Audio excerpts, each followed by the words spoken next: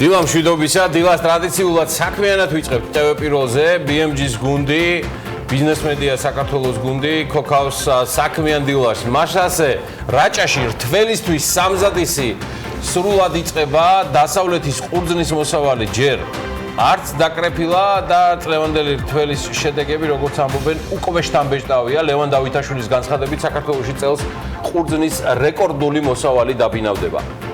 თუმცა ამ დაბინავებასაც თავისი ფასი ჰქონდა და არც თუ ისე დაბალი ან ცოტა. უხმოსავლიანობასთან ერთად წლევანდელი რთველი პრემიერ-მინისტრის შეფასებით საკმაოდ რთული იყო.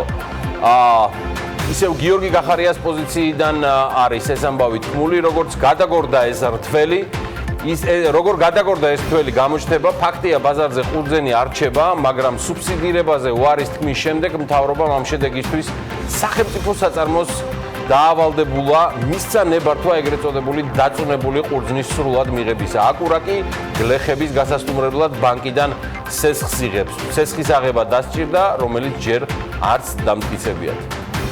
გახარია მეღვინეებს და მევენახეებს გუშინ ღვინის ეროვნულ სააგენტოში ამჯერად უკვე ლევან დავითაშვილის გარეშე შეხვდა, ჩვეულად მოკლე და ლაკონური გზავნილები მედიის თანდასწრებით გაკეთდა, არც შეხვედრა გაგრძელებულა დიდხანს და მხარეებიც ასევე ჩვეულად კმაყოფილნი დაიშალნენ. გზავნილად შეიძლება პრემიერის ეს მოწოდება გამოვყოთ, არის დრო ვიფიქროთ ხარისხზე. და მედიაზეც ტრადიციულად. გვაცალეთ ბატონო მუშაობა და საუბარიც, გვაცადეთ. ბატონო გაცლით აგერ ბურთიც, აგერ მოედანიც. ფიქრი და კონსულტაციები მთავრობას კიდევ ბევრ თემაზე მოუწევს, მათ შორის შრომის კოდექსში დაგეგმილ ცვლილებებზე, რომელთან დაკავშირებითაც დასმული კითხვების საპასუხოდ მთავრობის თავმჯდომარე ამბობს, რომ არც არაფერი მოხდება ბიზნესთან შეუთანხმებლად და არაფერი მოხდება იმგვარი, რაც შეუშლის ეკონომიკურ ზრდას. მოკლედ, ბევრი იფიქრეს თუ ცოტა, ალბათ უფრო ბევრი. გუშინდელი მთავრობის თომაზე ასევე გაირკვა, რომ საქართველოს მომავალ წელს კომერციულ ატაშეებს სამ ქვეყანაში მიავლენს და საგარეო საქმეთა სამინისტროს ინფორმაციით პირველ ეკონომიკურ დესპანებს შეერთებულ შტატებში, ბელგიასა და პეკინში ვიხილავთ. მათი მთავარი ფუნქცია ეკონომიკური ურთიერთობების გაღრმავება და ინვესტიციების მოზიდვა. ვიდრე ჩვენებურ ბიზნესებს დესპანები შეეხიდებიან და იმედი ვიქონიოთ, რომ ეფექტურათაც, ჯერ მეგობრობის გზად და ხიდად და შთაბეჭდილებების იმედად უნდა ვიყოთ. ქართულმა ღვინომ ესპანეთის სან სებასტიანის მსოფლიო გასტრონომიულ გამოფენაზე სან სებასტიან გასტრონომიკა კვლავ წარმოაჩინა საქართველოს და საკუთარი თავიც. ესპანეთში საქართველოს საელჩოს ინიციატივით ბასკეთის მთავრობამ გამოფენაზე საქართველოს უსასყიდლოდ გამოუყო სტენდი. სამოქალაქო ავიაციის სააგენტოს მონაცემებით კი 2019 წლის 9 თვეში მგზავრთნაკადი 5%-ზე მეტად გაიზარდა, რაც იმას ნიშნავს, რომ ამ დროის განმავლობაში საქართველოს აეროპორტები ჯამში 4.140.000 მგზავრს მოემსახურა, ცხადია რუსული ავიაემბარგოს გათვალისწინებით, ყველაზე დიდი ზრდა ქუთაისის აეროპორტმა აჩვენა. 30 სექტემბრის მდგომარეობით საქართველოს ეროვნული ბანკის რეზერვები 3 მილიარდ 600 მილიონია, 31 აგვისტოსთან შედარებით რეზერვების მოცულობა 94 მილიონი შემცირდა, წინა წლის სექტემბერთან შედარებით 450 მილიონი დოლარით არის ჯამურად მაინც გაზრდილი. სექტემბერში ეროვნულმა ბანკმა სავალუტო ინტერვენცია ორჯერ განახორციელა, რეზერვებიდან 72 მილიონ 800.000 დოლარიც გაიყიდა.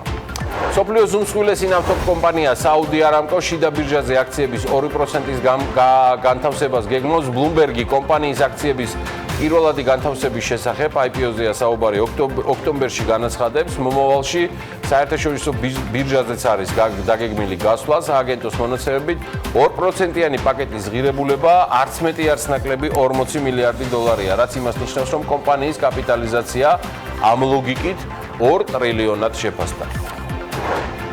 ბილ გეიტსი არ ამგონია დაინტერესდეს საუდის არამკოთი, თუმცა აგრძელებს საქველმოქმედო წიაღსვლებს 700 მილიონი დოლარი. სწორედ ეს არის თანხა, რომელსაც ბილ გეიტსი გაიღებს სხვადასხვა სასიკვდილო დაავადებების წინააღმდეგ კვლევისთვის და საბრძოლველად, რომელთაც მილიონობით ადამიანების სიცოცხლე მიაქვს ყოველ წელს.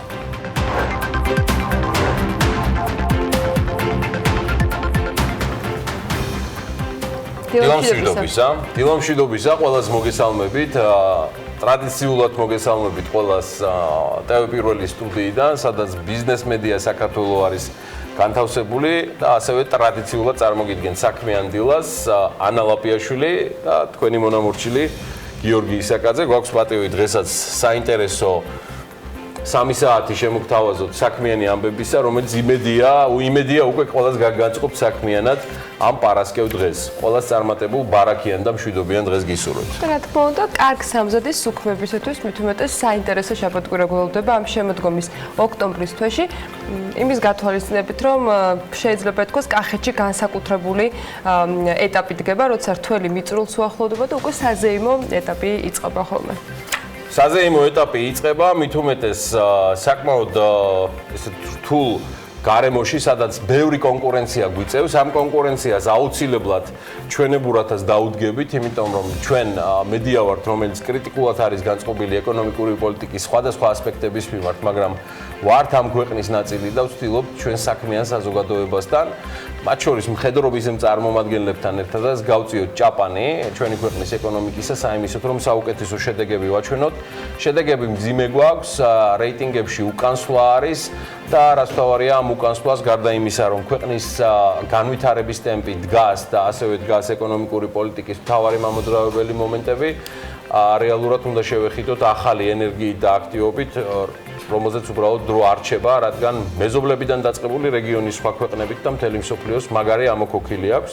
სანამ მათ ამოქოქვაზე და მეზობლების ეკონომიკურ ტემპზე გადავალთ, ჩვენი მეზობელი და სომხეთის პრემიერ-მინისტრი მორიგ სელფიზე გიждდება ნიკოლ პაშინიანი და ეხა მორიგ სელფის აქვეყნებს ამჯერად უკვე მილიარდერ დივასთან კიმ კარდაშიანთან ერთად და აცხადებს, რომ კიმ კარდაშიანთან მიაღწია მთავარ შეთანხმებას. კარდაშიანი უფრო ხშირად ეწევა სომხეთს.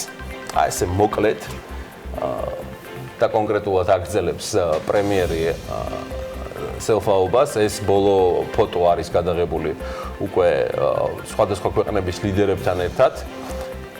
ის სელფი ცნობილი, რომელიც ასევე მან ტვიტერზე დადო 3-4 კვირის წინ. პრემიერი, რომელიც არც მანამდე უჩივის თავისი სელფების დატვიტვას, მათ შორის სხვა ვარსკვლავებთან თუ სახელმწიფოს მეთაურებთან, როგორც გითხარით. არ ვიცი, იცის თუ არა ნიკოლ პაშინიანმა ერთი ამბავი, ალბათ იცის კიმ კარდაშიანზე, რომ 38 წლის ამერიკელი ქალბატონი ამერიკელი ბიზნეს ქალბატონი სულ უფრო აგრესიულად იკავებს ქვედასაცვლების ბაზრის წილს ამერიკის შეერთებულ შტატებში და მთელ მსოფლიოში, ეს გახლავთ. და ბოლო ვარიანტია თითქმის 24 საათში მან ამოყიდა თავისი ახალი კოლექციის თითქმის, არ ვიცი, მთელი ნაწარმი, რაც ფაქტიურად ნიშნავს, რომ აი ამ 24 საათში მან იშოვა იმდენი, რასაც მთელი მისი კონკურენტები, ანუ კიმ კარდაშიანის კონკურენტები შეულობენ მთელი 9 წლის 6 თვის განმავლობაში. ესეც სტატისტიკა დაიდო. ასევე ცნობილი რეპერის კენი უესტის დღევანდელი მეუღლე, იგივე კიმ კარდაშიანი, ფაქტიურად პიკზეა თავისი ბიზნეს საქმიანობის წარმოჩინებისა და შედეგებისა და როგორც უცხოური მედია წერს, ბოლო კოლექციის და სახეცვლილი პროექციის წარმატება მდგომარეობდა სწორედ მისი მიმდევრების და თაყვანისმცემლების კომენტარების და სურვილების გათვალისწინებაში, როგორც მრავალფეროვნების, ასევე საცვლების ზომების მიმართულებით. Forbes-ი ამ დროისთვის მას თითქმის 400 მილიონიან ქონებას უთვლის და უფასებს. ეს კვირეულიც და თვეც გარდა იაპონიაში მიმდინარე მსოფლიო ჩემპიონატისა, თადუმაძის დიპლომისა და სხვა პლანეტარული მასშტაბის მოვლენებისა, ცნობილია, რომ აი ამ პერიოდში ალფრედ ნობელის მიერ დაწესებული პრემიების გადაცემა ხდება სხვადასხვა სფეროს წარჩინებულთათვის. ქიმიაში გაიცა უკვე პრემია და ის მიიღეს ლითიუმის იონის ბატარეების შემქმნელებმა, სხვათა შორის, რომელიც გამოიყენება თითქმის ყველა დარგში, ელექტროენერგეტიკაში და თქვენ წარმოიდგინეთ მწვანე ენერგეტიკაშიც კი. მიზეზი ჩვენს მიერ ამის აღნიშვნისა გახლავთ ის, რომ ეს არის ერთ-ერთი არც თუ ხშირი შემთხვევები, მათ შორის, როცა პრემია მიანიჭეს ტექნოლოგიას, რომელმაც მსოფლიო არანაკლებ შეცვალა, ვიდრე თუნდაც თავად ალფრედ ნობელის დინამიტმა. ასე რომ ჯონ გუდენაფის, სტენლი უიტინგემის და აკიო იოსინის გამარჯვება და ნობელის აღიარება ქიმიის დარგში სრულიად კანონზომიერი ამბავია ტექნოლოგიების და ენერგო დაზოგვის და თუ უფრო ფართოდაც შევხედავთ ელექტროქიმიის და ფიზიკის მიმართულებით, რასაც საფუძვლად უდევს ალბათ ერთ-ერთი ყველაზე მნიშვნელოვანი პრინციპი, არა მხოლოდ აღმოაჩინო ალტერნატიული საშუალებები ენერგიის მიღებისა, არამედ მოიფიქრო ენერგიის შენახვის ეფექტური შესაძლებლობებით და სწორედ აი ესეთ ტრიოს მიეცა ეს ჯილდო. BBC-ც კი წყალტუბოს ვრცელ სტატიას უძუნის და სხვანაირად ახლა როგორ გამოვა რომ იწყებს ამ სტატიას და აცხადებს რომ საბჭოთა კავშირის დაშლამდე წყალტუბო საბჭოთა ელიტისთვის ყველაზე პოპულარული დასასვენებელი ადგილი იყო. BBC წყალტუბოს ახალ სიცოცხლეზე წერს და აცხადებს რომ დამანგრეველი 90-იანების ომიდან 25 წლის შემდეგ, როცა საქართველოს ეკონომიკა სტაბილურად იზრდებოდა, ქალაქი თავის ტურისტულ პოტენციალს ნელ-ნელა იბრუნებს. ეხლა მოდი დაუბრუნდეთ ცოტა ჩვენ ამბებს 8 ოქტომბერს ფინანსთა სამინისტრომ ამ თემაზე არ გვისაუბრია ჩვენ სახაზინო ობლიგაციების აუქციონზე 70 მილიონი ლარის ნომინალური ღირებულების 2 წლიანი ვადიანობის ფასიანი ქაღალდები გაყიდა. აუქციონში მონაწილე ორმა კომერციულმა ბანკმა მიიღო მონაწილეობა და მოთხოვნამ ჯამურამ 105 მილიონი ლარი შეადგინა და მინიმალური საპროცენტო განაკვეთი 8.8%-ით განისაზღვრა, მაქსიმალური 28.36%-ით, საშუალო შეწონილი პირობითად 8.19%-ია. აქ ხუთაშორის საოცრად აღსანიშნავი ამბავი არის ის, რომ სახელმწიფო ფასიან ქაღალდებზე სექტემბრიდან შეინიშნება საპროცენტო განაკვეთის ზრდა. აგვისტოს შემდეგ ერთწლიანი ფასიანი ქაღალდების საპროცენტო განაკვეთი 1.4% პუნქტით და 2 წლიანი 1.9% პუნქტით, ხოლო 5 წლიანი 1.2% პუნქტით არის გაზრდილი. 10 წლიანი ობლიგაციები ივლისის შემდეგ ისიც უნდა აღვნიშნოთ, რომ გაყიდული საერთოდ არ არის. ხო, ნუ ეს საპროცენტო არა შენს მიერ ნახსენები განაკვეთების და ცხადია ინფლაციის დონის მატებამ ეროვნული ბანკის მიერ ასევე მონეტარული განაკვეთის 6-დან 7%-მდე გადახედვამ განაპირობა. მოკლედ სახელმწიფო ფასიან ქაღალდებზე საპროცენტო განაკვეთის ზრდა მარტივად, ქალბატონებო და ბატონებო, ნიშნავს, რომ მთავრობას გაუძვირდება შიდავალის აღება და მისი ფასი იქნება ამ შემთხვევაში სრულიად განსხვავებული. ეს ძალიან მნიშვნელოვანი საკითხია, რომელზეც ალბათ კიდევ ბევრჯერ ისაუბრებენ საქართველოს პარლამენტში, მით უმეტეს ბიუჯეტის პროექტი საკომიტეტო მოსმენების შემდეგ უკვე სესიაზეა გასატანი და ამ თემაზე ძალიან ბევრი კითხვაც დაისმება და გუშინ პრინციპში შეგვიძლია ვთქვათ, რომ ამაზე არ ყოფილა არანაირი საუბარი. ეროვნული ბანკი გუშინ მედიის ობიექტივში სულ სხვა მიზეზით მოექცა. ამ შემთხვევაში ეროვნული ბანკის ხელმძღვანელობამ კრიტიკა პრემიერისაგან 50 მილიონ ლარად ასაშენებელი შენობის გამო დაიმსახურა. მთავრობის თავმჯდომარის შეფასებები იმ 5 ესკისთან დაკავშირებით, რომელიც სებმა ერთ-ერთი უნდა შეარჩიოს, არ მოგვისმენია, მაგრამ პრემიერი მიიჩნევს, რომ ამ ხელა რესურსი ეროვნული ბანკის ახალი სათავო ოფისის ასაშენებლად არ უნდა დაიხარჯოს. საუბარია 50 მილიონ ლარიან პროექტზე.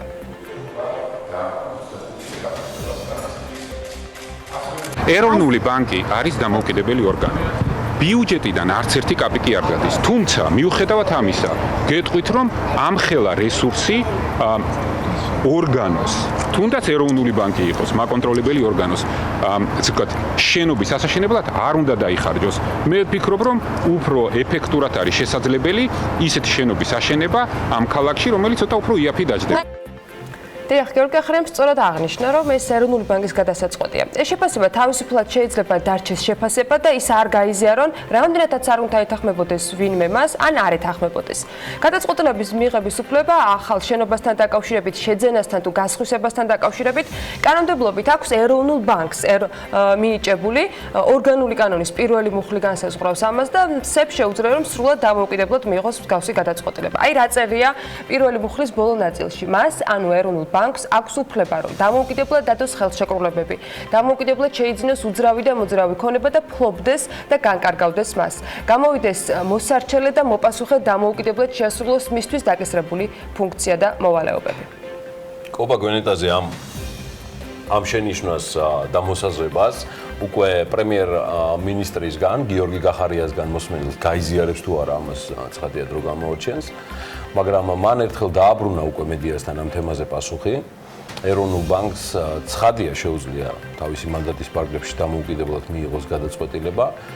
ისევე როგორც ცხადია აქვს უფლება მთავრობის თავმჯდომარეს გააკეთოს მოსაზრებები და არც თუ უარგუმენტო ამ თემასთან დაკავშირებით, რომელიც თვითონ გადაწყვეტილება საკმაოდ ბევრ კითხვას აჩენს და აქ არ არის საუბარი მხოლოდ შენობის აშენებაზე.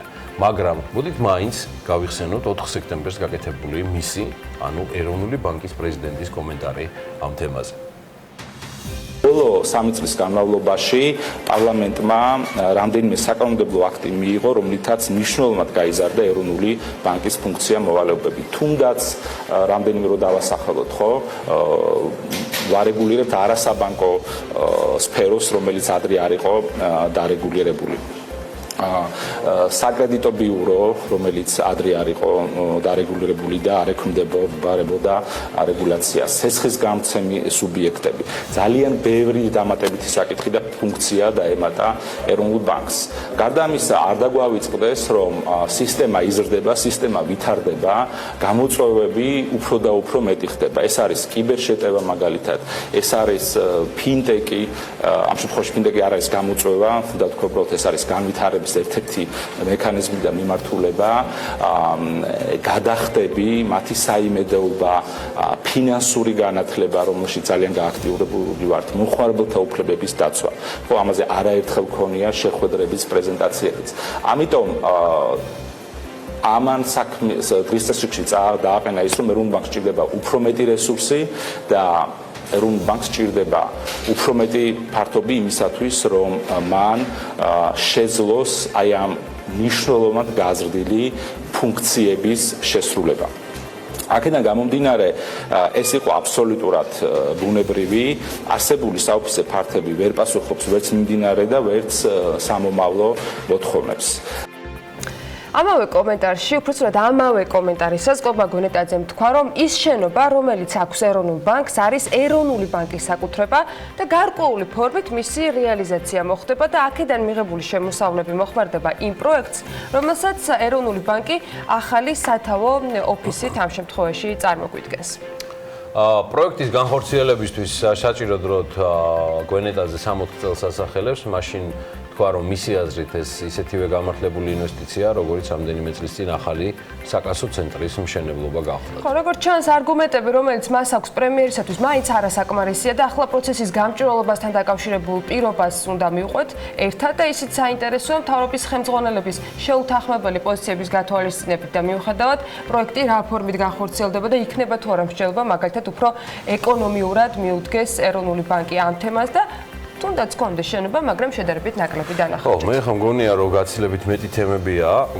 ცხადია, ეს მნიშვნელოვანია, იმიტომ რომ საერთო სახელმწიფო ღულაბიდან აქ არ არის საუბარი ბიუჯეტზე, ეროვნული ბანკი არის თვითკმარი, საკმაოდ წარმატებული და მოუკიდებელი სტრუქტურა, გულისხმობ მათ შორის ფინანსების კუთხითაც. ისინი მიიღებენ დარწმუნებული ვარ, რომ მთავრობასთან აუცილებლად კოორდინაციაში ამ გადაწყვეტილებას, რომ ყველა საკითხი მოიხსნას, თუმცა ახლა სების შენობა, რომელზეც ბარი არავის დაურტყავს, თავარია უბრალოდ კითხვებზე გაეცეს პასუხი. გაირკვევა და იმედია მაგლე, ამას ვერ ვაქცევთ ვერანაირად ტოპ თემად, უბრალოდ უნდა აღნიშნოთ, რომ გახარია ერთგვარად როგორ თქვა, თანმიმდევრულია გუშინდელი კომენტარების გათვალისწინებით იმ განცხადებებში, რასაც ის ბიზნესთან და ზოგადად რეგულაციებთან დაკავშირებით აკეთებს. მე და ამ თემაზე ალბათ დამჩაშტაბეშტილება, რომ გახარია მოიცალა ამ თემებისთვის. გახარია ასე დაიწყო, როგორც იქნა მოიცალაო პრინციპში, თვითონაც აღნიშნავს, რომ ბიზნესამდეც მივიდა, იმიტომ რომ მას ძალიან ბევრი ოფიციალური შეხვედრა ჰქონდა, მაგრამ აი რეგულაციები რადგან ახსენ, უბრალოდ ამას ვერაფრით ვერ გამოვტოვებდი. არ ვიცი, ზოგადად გახარიას ჰქონდა თუ არა წაკითხული გუშინდელი შრომის პირობების ინსპექტირების დეპარტამენტის წარმომადგენლის მაია მიქაიას კომენტარი, მაგრამ მე კარგად გავერთე ამ კომენტარზე. მაია მიქაია ამბობს, რომ ოქტომბრის ბოლოს მთავრობა მიიღებს ევროდირექტივას, რომელიც დაარეგულირებს მონიტორებთან მუშაობის წესებს. ანუ ეხლა შეიძლება მე არასწორად ვზივარ მონიტორთან. დირექტივა განსაზღვრავს იმ ოთახის ფართობს, რომელშიც დასაქმებულს უწევს მუშაობა, ისევე როგორც განათებასთან, სავარძელთან, ფეხისა და მაჯის დასადებთან დაკავშირებულ საკითხებს და გავსწორდე ამის კითხვისას. მონიტორიან მოწყობილობებთან დაკავშირებით ყველაზე მნიშვნელოვანი ის არის, რომ დამსაქმებელმა სწორი ინფორმაცია მიაწოდოს თავის დასაქმებულებს, როგორ უნდა განთავსდეს დასაქმებული მონიტორიან ეკრანთან, რამდენი ხანი უნდა გაატაროს შეუსვენებლად, 3 საათის შემდგომ რომ იქნებ ადგეს, გაიაროს 10 წუთი, თვითონ განახორციელოს შესვენება, რომ თვალი დააცვენოს, განათებით იყოს უზრუნველყოფილი სამუშაო ოთახი და ასე შემდეგ. იყოს სავარძელი ისეთი, რომელიც უზრუნველყოფს მორგებას დასაქმებულისათვის, ასევე ფეხის დასადებზე არის საუბარი და მაჯის დასადებზეც. ეს პაეტრას ეთერში გაკეთებული მაია მიქაიას კომენტარი, ყოველგვარი ინტერპრეტირების გარეშე მისი განცხადება პრინციპში პერიფრაზით გადმოვიტანი. ეს ნაწილი განსაკუთრებით მომწონს, გარდა ამისა, დირექტივა დამსაქმებულებს დაავალდებულებს იმის უზრუნველყოფასაც, რომ გამოსხივება დასაქმებულების თვალებს საფრთხეს არ უქმნიდეს. თუ დასაქმებული აღმოაჩენს, რომ მისი თვალების მდგომარეობა არის შეცვლილი, მას ექნება უფლება, რომ მოსთხოვოს დამსაქმებელს შესაბამისი შემოწმება და გაიაროს თვალის ექიმთან კონსულტაციები, ამბობს შრომის ინსპექტორი. სხვათა შორის სათვალე BMG-ში დამჭირდა. მისი თქმით, რეგულაციების ძალაში შესვლის შემდეგ დამსაქმებლებს ექნებათ გარდამავალი პერიოდი, რათა გაეცნონ ახალ დადგენილებას. ამასთან დაკავშირებით ინფორმაცია გადავამოწმეთ ჯანდაცვის სამინისტროში. სიმართლე გითხრათ, იმიტომ რომ არარეალურად ჟღერდა თითქოს ეს ყველაფერი და აი ასეთი პასუხი მივიღეთ. როგორ უნდა იყოს თავად სამუშაო სივრცე და როგორ მოხდება უსაფრთხოების კონტროლის ნორმების კონტროლი, აი ეს კითხვა დავსვით. მთავრობა ახალ ევროდირექტივას ამუშავებს, მივიღეთ პასუხად, რომელიც ძალაში 2021 წლიდან შევა. საქმის კურს ჯანდაცვის სამინისტროში უთხრას, რომ სამუშაო სივრცე 3 კვადრატზე ნაკლები არ უნდა იყოს ერთ ადამიანზე. ადგილი კი, სადაც დასაქმებულ სამუშაო დროის გატარება უწევს, შესაბამისი განათებით უნდა იყოს უზრუნველყოფილი. ვინაიდან არასათანადო განათება მათი შეფასებით ნევროლოგიური დაავადებების გამომწვევია. ეს შესამოწმებელია სხვათა შორის. ამასთან, როგორც ჯანდაცვის სამინისტროში განმარტავენ, ცვლილებები ძალაში მთავრობის დადგენილების საფუძველზე შევა და მას შრომის ინსპექცია გააკონტროლებს. ანუ კრიტერიუმები მთავრობის მიერ იქნება დადგენილი ამ ყველაფერთან დაკავშირებით. რაც შეეხება მონიტორთან მუშაობის ახალ წესებს, მას მხოლოდ რეკომენდაციის ხასიათი ექნება და კონკრეტულად 3 საათის შემდეგ კომპიუტერის ეკრანისაგან დასვენებას ითვალისწინებს ეს რეკომენდაცია. გუშინ სოციალურ ქსელში მართლა ძალიან გავერთი და ხუმრობდი კიდეც, რომ ძალიან საინტერესო სანახაობა იქნება. გიორგი, როგორ დადიხარ ოთახ, შენს კვადრატში, ამ ვალდებულების შესასრულებლად და გვაფრთხილებ, რომ მაგალითად ამ პატრულირების რეჟიმში რომ გავსწორდეთ წელში მონიტორს მოვშორდეთ და მსგავსი რეკომენდაცია ექნება და თუ არა ჩემი კვადრატი დათვლადია, მოზომილია თუ კი 3 კვადრატი გქონდეს 3 კვადრატი არ მენეჯერებზე არ არის. ეს ყველაფერი გავიგე და თანამშრომლობის ნერვულ აშლილობაზე შემფასებელი ვინ იქნება? ვინ უნდა დავიხმარო? თავრობის დადგენილება. საერთოდ უკვე მარულა ამაზე მოწყობილი რომ არა მე ვიქნები და ისე. მაგათ მე ვინ შეამოწმებს? რაღაცა არ ვიცი ვინ უნდა დავიხმარო ამაზე. ამაზე კომენტარსაც საჯაროდ არ ვიცი ხარ რას როგორ უნდა ეღირსო მე მოსიარულე რომელიც ასწორებს ყველას ამ რას ისედაც ვაკეთებ ერთო ყველას ჩვიშველებ მათ შორის პატრულირებისას საკუთარ ოფისებში და იმედი ადეკვატურადაც იქნება ყველაფერი ზოგადად ყველა ევროდირექტივა წაკითხული და გააზრებული ალბათ უფრო ადეკვატურად და სწორად უნდა გქონდეს ხშირად გვიჭირს ხოლმე ამ ყველაფრის სწორად გადააზრება და რაღაცა კალკირების, ეგრეთ წოდებული copy-paste-ის, ზუსტი, ასე ვთქვათ, ასლებით მივყვებით მათ შორის შინაარსად. თუმცა კარგია, როცა პრემიერისგან ვისმენთ მაინც დაპირებას, რომ არც არაფერი მოხდება ბიზნესთან შეუთანხმებლად და არაფერი ისეთი არ მოხდება, რაც შეუშლის ეკონომიკის ზრდას ხელს. შრომის კოდექსი რაღაც ცვლილებები, რომელზეც საუბრობთ, ეს არის მხოლოდ და მხოლოდ პროექტი. ამ პროექტს ჯერ ოფიციალური სახე არ მიუღია. როდესაც შემოვიდა უკვე პარლამენტში. არა, მაგრამ სანამ დაამტკიცება, უნდა ვინც შევა. არა, შეხედეთ შრომ არაფერი არ მოხდება ბიზნესთან შეუთანხმებლად და არაფერი არ მოხდება ისეთი, რაც ხელს შეუხლის ეკონომიკის ზრდას. არ მინახავს. არ მინახავს, თელარა, არ მინახა, აი. ადარია. კითხვა ბევრი იქნება. და გელანტია შეთანხმებული. არა, აუცილებლია. გიორგი გახარიას ამ კომენტარების მოსმენისას სხვა შორის შესაძლებლობა და გაცილებით მეტი კითხვა მედიამ გუშინ მინიმუმ BMG მსხვისი არ ვიცი, არც მაინტერესებს დიდად. დასვა მევენახეებთან და მეღვინეებთან, რომლებიც ესწრებოდნენ შეხვედრას პრემიერ-მინისტრთან და შემდეგ უკვე იყო შესაძლებელი უფრო დეტალური გასაუბრება მეწარმეებთან. ცხადია ამ კომენტარებს და ბევრ სხვა ამბავს უკვე ნახავთ იმ ბიზნეს და ეკონომიკის სკოლაში, რომელსაც ტრადიციულად ანა შემოგთავაზებთ. მე ჩემთვის არავის არ ეთმობა ეს სკოლაში. გაგინაწილებ გიორგი, ოღონდ დღესარა და მოდი დღევანდელი დავიწყოთ. CMEK-ის თავმჯდომარის არჩევასთან დაკავშირებულ საკანონმდებლო ცვლილებებს პარლამენტი სავარაუდოდ მომავალ კვირაში 3-ვე მოსმენით ერთიანად მიიღებს. აზერენერგიის საქართველოსა და ირანში ახალი ელექტროგადამცემი ხაზების გაყვანას გეგმავს და ამასთან დაკავშირებით აზერბაიჯანული მედია წერს ინფორმაციას. წყალმომარაგების კომპანიის დირექტორის განცხადებით, კომპანია 39 ახალ პროექტს იწყებს, თუმცა სავარაუდოდ ეს საკმარისი არ იქნება, რადგან როგორც თავად განმარტავენ, წყალარიფის სისტემის 80% რეაბილიტაციას საჭიროებს. ეკონომიკური დესპანების ინსტიტუტი შესაძლოა მომავალი წლიდან ამოქმედდეს საქართველოს პარლამენტის საგარეო ურთიერთობათა კომიტეტის დღევანდელ სხდომაზე 2020 წლის სახელმწიფო ბიუჯეტის პროექტის განხილვისას. სოფო კაცარავა დაინტერესდა ეკონომიკური დესპანების ინსტიტუტი ამ დრომდე რატომ არ არის ამოქმედებული და ეს მართლა ძალიან საინტერესოა. თუ მისი შექმნა საჭირო არის და რაც აკეთებს მთავრობა ამ დროს. კაცარავას კითხვის საპასუხოდ საგარეო საქმეთა მინისტრის მოადგილე მიხეილ ნინუამ თქვა, რომ ამ დროისათვის კონკურსის შედეგად 3 ეკონომიკური დესპანი არის შერჩეული, რომელთაც საკონკურსო პირობები დააკმაყოფილეს და მისი თქმით საქართველოსთან 9 ეკონომიკური დესპანით გაგზავნა იგეგმებოდა, თუმცა ვინაიდან მეტის შერჩევა ვერ მოახერხეს, ანუ მხოლოდ 3 ეკონომიკური დესპანია შერჩეული, ისინი საქმიანობას შესაბამისად შეერთებულ შტატებში, ბელგიასა და ჩინეთში დაიწყებენ. ნინო ამ ეტაპზე ვერ აკონკრეტებს ეკონომიკური დესპანები ამ ქვეყნებში საქმიანობას კონკრეტულად როდის დაიწყებენ, მაგრამ აღნიშნავს, რომ ინსტიტუტის ამოქმედება შესაძლებელია 2020 წლის სახელმწიფო ბიუჯეტში იყოს გათვალისწინებული.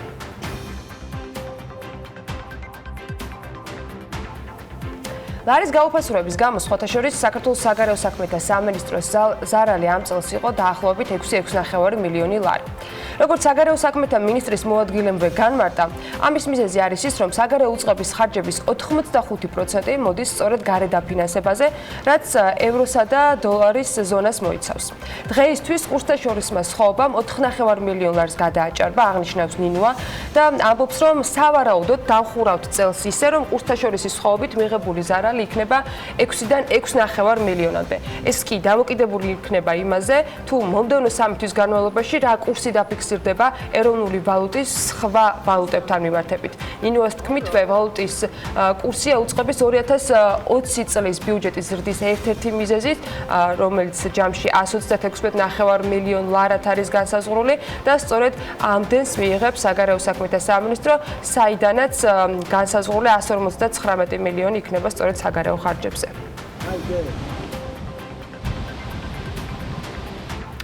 გაერთიანებული წყალმომარაგების კომპანიის დირექტორმა ეკატერინე გალდავამ გუშინ პარლამენტში რეგიონული პოლიტიკისა და თვითმმართველობის კომიტეტის სხდომაზე წარადგინა ანგარიში. 2017 წელს 10 მილიონი ლარი იყო მისი ინფორმაციით გამოყოფილი. ამ მიმართულებით 2018-ში 15 მილიონამდე გაიზარდა ხარჯები, წელს პროექტების განხორციელებაზე 63 მილიონი ლარი იხარჯება, მომავალ წელს კი გეგმის მიხედვით 65 მილიონი ლარი უნდა მოხმარდეს პროექტებს.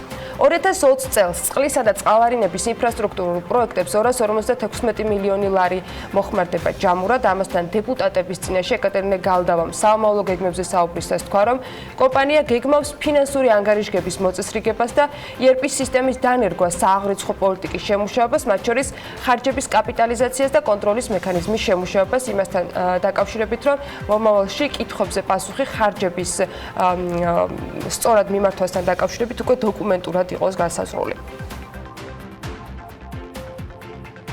ამასობაში ბოლო 4 წელიწადში პირველად რკინიგზის სატვირთო გადაზიდვების შემოსავალი გაიზარდა. 2019 წლის პირველი 6 თვის შემოსავალმა 85 მილიონ 100.000 დოლარი შეადგინა, რაც წინა წლის ამავე პერიოდთან შედარებით არის 5.7%-ით მეტი. გაიზარდა როგორც სატვირთო გადაზიდვები, ასევე ტვირთების მომსახურება და სამგზავრო გადაყვანები. 2018 წელი საქართველოს რკინიგზამ 716 მილიონ ლარიანი ზარალით დაასრულა და ეს იყო რეკორდი. ამ პერიოდში კომპანიის შემოსავალი 424 მილიონ 600.000 ლარი იყო.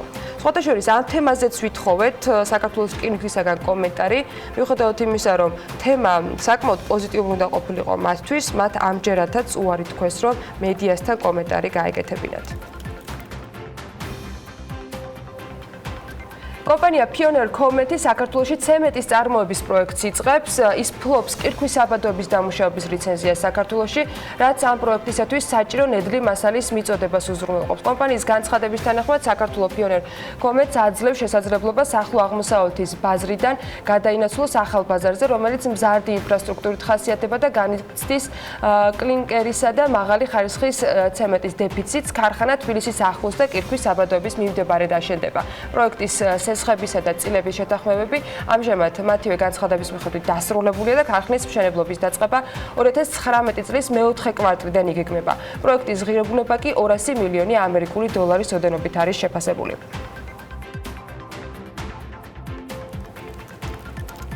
საქართველოში ევროპის ერთ-ერთი უძველესი დანიური სპორტული ბრენდი ჰუმელი შემოვიდა. თითქმის 100 წლიანი ისტორიის მქონე სპორტული ბრენდის პირველი მაღაზია სავაჭრო ცენტრ თბილისი მოლში გაიხსნა. ბრენდის ოფიციალური წარმომადგენელი სპორტრეი ჯორჯია, რომელიც სამომავლოდ ქვეყნის მასშტაბით კიდევ რამდენიმე მაღაზიის გახსნას გეგმავს. შეცვალე მსოფლიო სპორტის გზით ასეთია ევროპაში ერთ-ერთი უძველესი სპორტული სამოსის მწარმოებელი ბრენდის დევიზი და სხვათა შორის ცოტამ თუ იცის ალბათ, რომ ფეხბურთის ბუცი შექმნა სწორედ ამ ბრენდს უკავშირდება და მის არსებობს, მან ფეხბურთელებისათვის სპეციალური ფეხსაცმელი შეკერვა 1923 წელს დაიწყო. სპორტული ბრენდი ჰუმელი დანიაში მდებარეობს. კომპანია 1923 წელს გერმანიაში დაფუძნდა. ჰუმელი ეს არის ერთ-ერთი ყველაზე ძველი სპორტული ტანსაცმლის ბრენდი ამ სფეროში და საკმაოდ მჭიდრო კავშირშია ფეხბურთთან. აღნიშნული ბრენდის ფორმებით სარგებლობდნენ ისეთი საფეხბურთო კლუბები, როგორიცაა რეალი, ტოტენჰემი, დანიის საფეხბურთო ნაკრები და სხვები. ამასთან კომპანიას აქვს მაღალი სოციალური პასუხისმგებლობა და ჩვენ გვჯერა, რომ სპორტს ნამდვილად აქვს ძალა გააერთიანოს სხვადასხვა ეროვნების, რელიგიისა თუ პოლიტიკური შეხედულებების ადამიანები. 1950-იანი წლებიდან სოციალური პასუხისმგებლობის ფარგლებში ჰუმელი აქტიურად მონაწილეობს სხვადასხვა საქველმოქმედო პროექტში. გარდა ამისა, ბრენდი აფინანსებს სპორტის სხვადასხვა სახეობის კლუბებს დანიაში, გერმანიაში, პოლონეთსა და ევროპის სხვა ქვეყნებში. ჰუმელი აწარმოებს ყველანაირი სახის სპორტულ ტანსაცმელს. შესაბამისად, საქართველოს ბაზარი ჩვენთვის საკმაოდ საინტერესო აღმოჩნდა, რადგან როდესაც შევხედეთ თქვენი ქვეყნის ადგილმდებარეობას, ხელსაყრელი აღმოჩნდა ჩვენთვის, რადგან თურქეთთან ახლოს არის და აღნიშნულ ქვეყანაში ყავს წარმომადგენლობა. ჩვენ ვიცით, რომ საქართველო არის შეყვარებული სპორტზე და ჩავთვალეთ, ქვეყანას დიდი პოტენციალი აქვს. თვლით, რომ ჰუმელი ქართული მომხმარებლებისთვის საუკეთესო ბრენდი გახდება. დღეს თბილისი მოლში გაიხსნა დანიური სპორტული ტანსაცმლისა და აქსესუარების მწარმოებელი ბრენდი ჰუმელი, რომელსაც თითქმის 100 წლიანი ისტორია აქვს. ბრენდი გეგმავს გაფართოებას საქართველოს მასშტაბით. მაღაზიაში შესაძლებელია სპორტული ტანსაცმლის, როგორც ყოველდღიური სპორტული, ასევე სავარჯიშო ტანსაცმლის შეძენა მომხმარებლებისთვის. ბრენდის ოფიციალური წარმომადგენელია საქართველოში სპორტრეი ჯორჯია. დღეს მომავლის ტექნოლოგიაზე უნდა მოგიყვათ დილიდან, რომელიც დიდი ალბათობით რამდენიმე წელიწადში ყველა smartphone-ში გადაინაცვლებს. Microsoft HoloLens ვირტუალური რეალობის ახალი თაობა, რომელიც სულ რამდენიმე დღით საქართველოს სტუმრობს. მოწყობილობის ჩამოტანა blog MC Info-s ინიციატივით ინოვაციების და ტექნოლოგიების სააგენტოსა და Microsoft-ის პარტნიორი კომპანია Smart Business Georgia-ს მხარდაჭერით გახდა შესაძლებელი. ლევან თაღიაშვილმა გამოსცადა Microsoft HoloLens-ის შესაბამისი საშუალებები და ის მოგიყვებათ პირველ შთაბეჭდილებებს. Well, I installed this on the Stark Industries central database. I actually don't know who to trust right now. Till further notice, why don't we just keep everything on my private server? Working on a secret project, are we, sir? I don't want this winding up in the wrong hands. ცოტა უცნაური განცდა, როცა არაფერი არ ხდება გარშემო, მაგრამ ყველაფერი ხდება, მაგრამ აუცილებლად უნდა გამოცადოთ ყველა. ახლა ალბათ ფიქრობთ თუ როგორი უცნაურია ჩემი მოძრაობები, თუმცა მთავარი ამბები როგორც ყველგან აქაც ეკრანს მიღმა ხდება. ეს Microsoft HoloSense-ია, რომელიც საქართველოს ტექნოპარკს სულ რამდენიმე დღით სტუმრობს. უახლესი ტექნოლოგია, რომელიც ვირტუალური რეალობის ახალ თაობას წარმოადგენს, თავდაპირველად მხოლოდ დეველოპერებისთვის იყო განკუთვნილი. ის როგორც წესი სათამაშო, სამედიცინო თუ საგანმანათლებლო სფეროსთვისაა განკუთვნილი. პირველი შთაბეჭდილების შემდეგ პირველი რაც გაგახსენდებათ რკინისკაცი და მისი ჯარვისია. შესაძლოა საჭირო ხელის მოძრაობების ინსპირაციაც სწორედ აქედანაა. ანზორი გვიხსნის, რომ HoloLens-ის მეორე თაობა ბაზარზე უკვე ხელმისაწვდომია. თუმცა სანამ მისი მასშტაბური გაყიდვები დაიწყება, ფასი საკმაოდ სოლიდურია. $3,500. მას იყენებენ მსხვილი საწარმოები, სხვადასხვა ავტოკონცერნები, მაგალითად Ford იყენებს საკუთარი ახალი მოდელების დაპროექტებაში საკმაოდ წარმატებით ამას. ამერიკის შეერთებული შტატების რამდენიმე სამედიცინო უნივერსიტეტში დანერგეს ეს საგამომცემლო. სამედიცინო კუთხით განსაკუთრებით ეფექტურია, როდესაც ადამიანის ხელს ანახებთ. ხო და ანუ მთელი იდეა მდგომარეობს იმაში, რომ სიბრტყეზე ადამიანის ორგანოების შესწავლა არ არის იმდენად ეფექტური, რიგით ტექნოლოგიებით დაინტერესებულ დამთვალიერებელსაც შეუძლია მოვიდეს და გადასცეს, თუმცა მისი მთავარი აქ ჩამოტანის მიზანი იყო ის, რომ ქართულმა ტექნოლოგიურმა სტარტაპებმა, რომლებიც AR და VR მიმართულებით ქმნიან საკუთარ პროდუქტებს იყვნენ ასე ვთქვათ up to date და მათი პროდუქტი იყოს გლობალურ ბაზარზე. Google-ს მსგავსი ტიპის პროექტის მცდელობა უკვე ჰქონდა, თუმცა Google Glass-ი მოუხერხებლობის და პროგრამული უზრუნველყოფის ნაკლოვანებების გამო ბაზრიდან უბრალოდ გაქრა. როგორც დარგი სპეციალისტები გვარწმუნებენ, HoloLens-ი გაცილებით გაუმჯობესებულია და smartphone-ების მომავალი სწორედ მსგავსი ტიპის მოწყობილობები იქნება. Google Glass-ისგან განსხვავებით იქ იყო პატარა მიკროპროგრამა, რომელიც გაწვდიდა რაღაც ინფორმაციას და დიდად ინტერაქციის შესაძლებლობასაც არ გაძლევდა.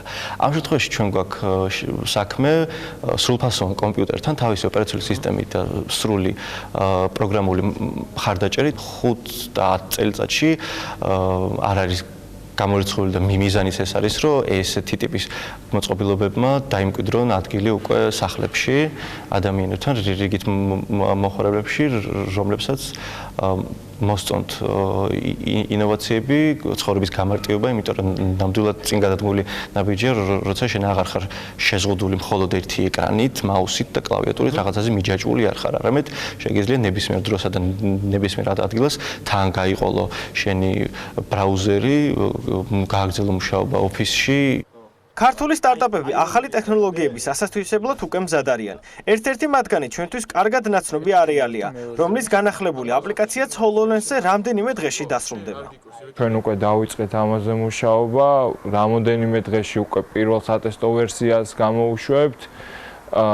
იქნება ეს, რა თქმა უნდა, HoloLens-ზე დაბილდული და ვეცდებით კიდევ და კიდევ უფრო განვავითარო და ის სტადია, როდესაც უკვე ადამიანები მოითხოვენ ამ პროდუქტს მასიურად და უკვე მარკეტი გადავა კასტომერებს და არა ბიზნესებზე, იმ დროს გვინდა ჩვენს მომზადებული ჩოხდეთ ჩვენი კუთხით ამ ყველაფერს.